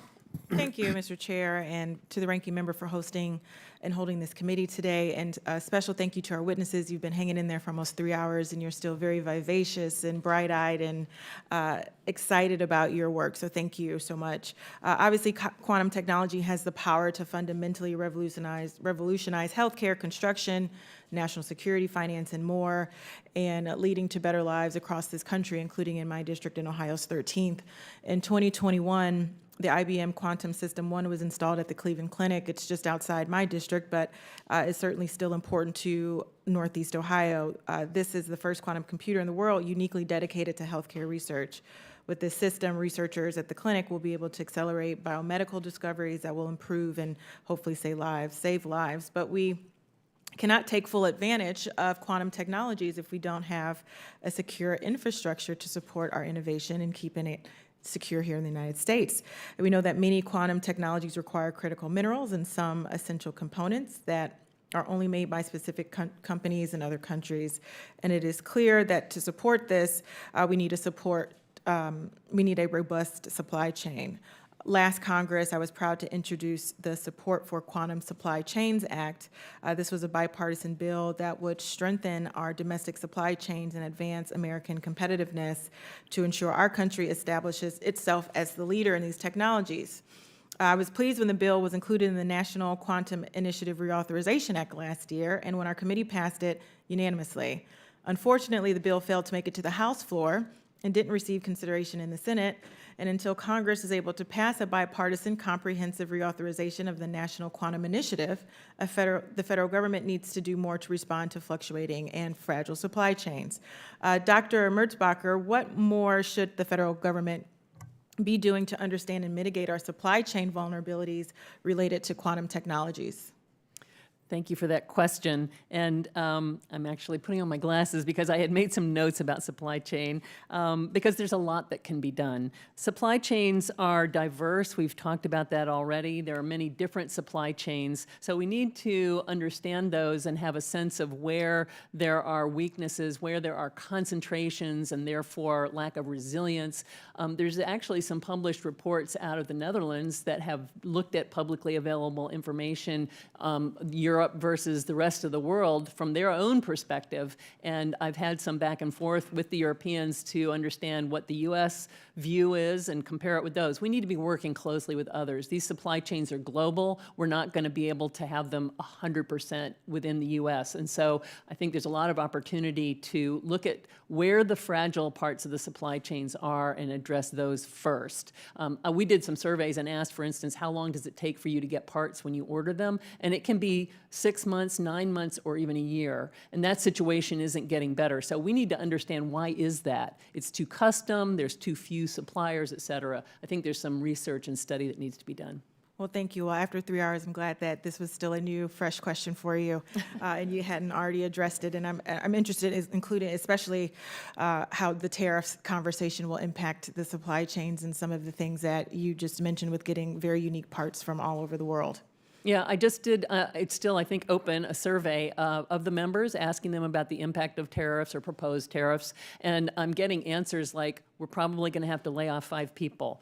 We're going to not be as competitive with our competitors in Europe because we're going to have to pay more for parts, et cetera. I mean, it's nothing that's really specific to quantum in a way, but I will make this point. Quantum as an industry, and this is important for the supply chain too, is very fragile. It's early stage, and so I'm sort of less worried about the big retail stores. No offense, they're going to take a big hit, I'm sure, but these companies are really at risk, and some of them are calling me and saying, we could go out of business, and that is not good for the country. Thank you, and I'm going to stick on this. I hadn't planned on it. When you say that these companies that are at risk, are these healthcare, finance, national security, technological, all of the They're above? companies in the quantum supply chain. They're making specialty components because a lot of the parts that go into these systems are not really available for the purpose that they're being made, and so they're very custom parts. Some of them are, frankly, only available from China right now, and we need to fix that. But cutting off access to those is going to really harm the developers and the researchers. Some of these people sell their parts into university and government research labs, and they're being impacted. So that's having a big impact even on our research ecosystem. Thank you very much. I appreciate you letting me go on a little bit of a tangent. I am out of time, but I know you have just a couple more questions, but thank you for being here. I yield back, Mr. Chair. You bet. And now the gentlewoman from California, Ms. Friedman. Thank you, Mr. Chair and Ranking Member. As you've been discussing, quantum computing has the potential to drive discoveries in a whole wide range of industries, from healthcare to clean energy to medicine to computers. And I'm really proud that California has been a leader in quantum innovation. We have some of the most advanced research institutions in the world, and people come from all over the world to be in this field. The Institute for Quantum Information and Matter at Caltech, for instance, holds a world-leading research center in quantum information and computing. And in LA, the UCLA Center for Quantum Science and Engineering conducts research and develops new technology. I am wondering, I think Dr. Chow, I'll ask you, and Dr. Shadbolt, if you can speak to how Google and PsiQuantum are working to advance quantum research in California. Yeah, thanks for the question. I mentioned in my opening statement as well, Google is very proud to fabricate all of our quantum chips in California. These occur at our specialized superconducting fabrication facility in Santa Barbara. We also develop all of our quantum computing hardware in California. For us, it's been an incredible ecosystem, in large part because of the amazing universities, of some of which you mentioned in your remarks, as well as the amazing partnership with the national laboratories in California. And we look forward to continued partnership. Congresswoman, we built a facility in California where we make the strongest electro-optic material known to science on 300mm wafers. We ship that to global foundries to the East Coast, so we're sole suppliers of that material to GF. We make use of the Stanford Linear Accelerator, so that's a 30,000 square foot industrial facility for liquefying helium, DOE infrastructure for which we're very grateful. And we're just now moving into a 100,000 square foot facility where we're scaling up production of blades, BTO material, fiber attach, etc. Our headquarters is in California. I will say we came to Silicon Valley because it is an incredible place to make chips and develop this kind of technology. I am also tremendously excited that we are now extending that technology more broadly into the rest of the United States. I think that's a tremendously exciting situation. Yes. I'll just say quickly that Microsoft has one of our major quantum outposts at Santa Barbara. I've made many flights in LAX over my career, so thank you for everything you're doing. Thanks. There'll be a people mover there very soon. Dr. Mesbacher, these companies are all engaged in the Quantum Economic Development Consortium's efforts. How are you leveraging California's unique strengths to drive national progress in quantum science? And what more could we do at the federal level to continue to make sure that California remains that hub of innovation and manufacturing? Sure. We have a ton of members that are based in California. I will add that another big player that's not here at the table is Amazon, and they are partnering with Caltech. So that's another example of a company that sees the existing value of working with California researchers. Of course, there's the great university system, and then federal labs like Lawrence Berkeley, SLAC, and others that are based in California. So they're all part of the federally funded quantum ecosystem, frankly. We did meet in California in March. The consortium had a plenary meeting, and we had a speaker from the state who came and talked about the sort of beginnings of a quantum initiative, state-based quantum initiative in California. And I think that's fantastic because that's going to sort of pull together and coordinate what's going on across the state and be able to leverage federal opportunities with those. So kudos to California. Sure. So these projects are giving really good jobs and helping kids who want to go into STEM have a place to land. And they'll also drive our economy through the sales that we do to the rest of the world, right? We want to be at the front of this information arms race, if you will. But we can't lead if we're dismantling the infrastructure that supports so much of this research.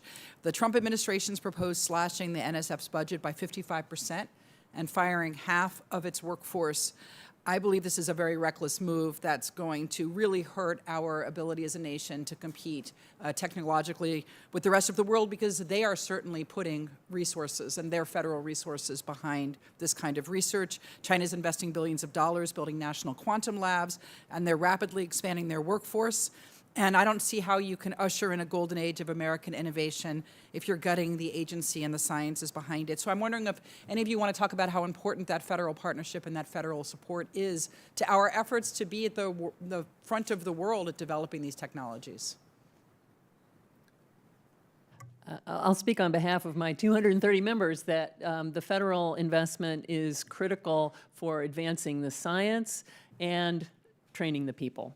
And then what we haven't sort of had a question or talked about at all is the sort of tech transfer objectives. The government does have, through Bayh-Dole and other legislation, put on the research performers that obligation really to transition the results of the research out to the private sector, who can then make it into something useful and commercially important. And so I would underscore the need to maybe take a look at how the tech transfer is working in the universities and government laboratories. Thank you. I'm out of time, so unless the chair has other ideas, I will yield back. Thank you. Thank you very much. I want to thank, this has been a very fascinating and very valuable hearing, and I want to thank all of you witnesses for your testimony and for all the members for their questions. The record will remain open for 10 days for additional comments and written questions from members because not everybody was able to ask questions today, unfortunately. So with that, this hearing is adjourned.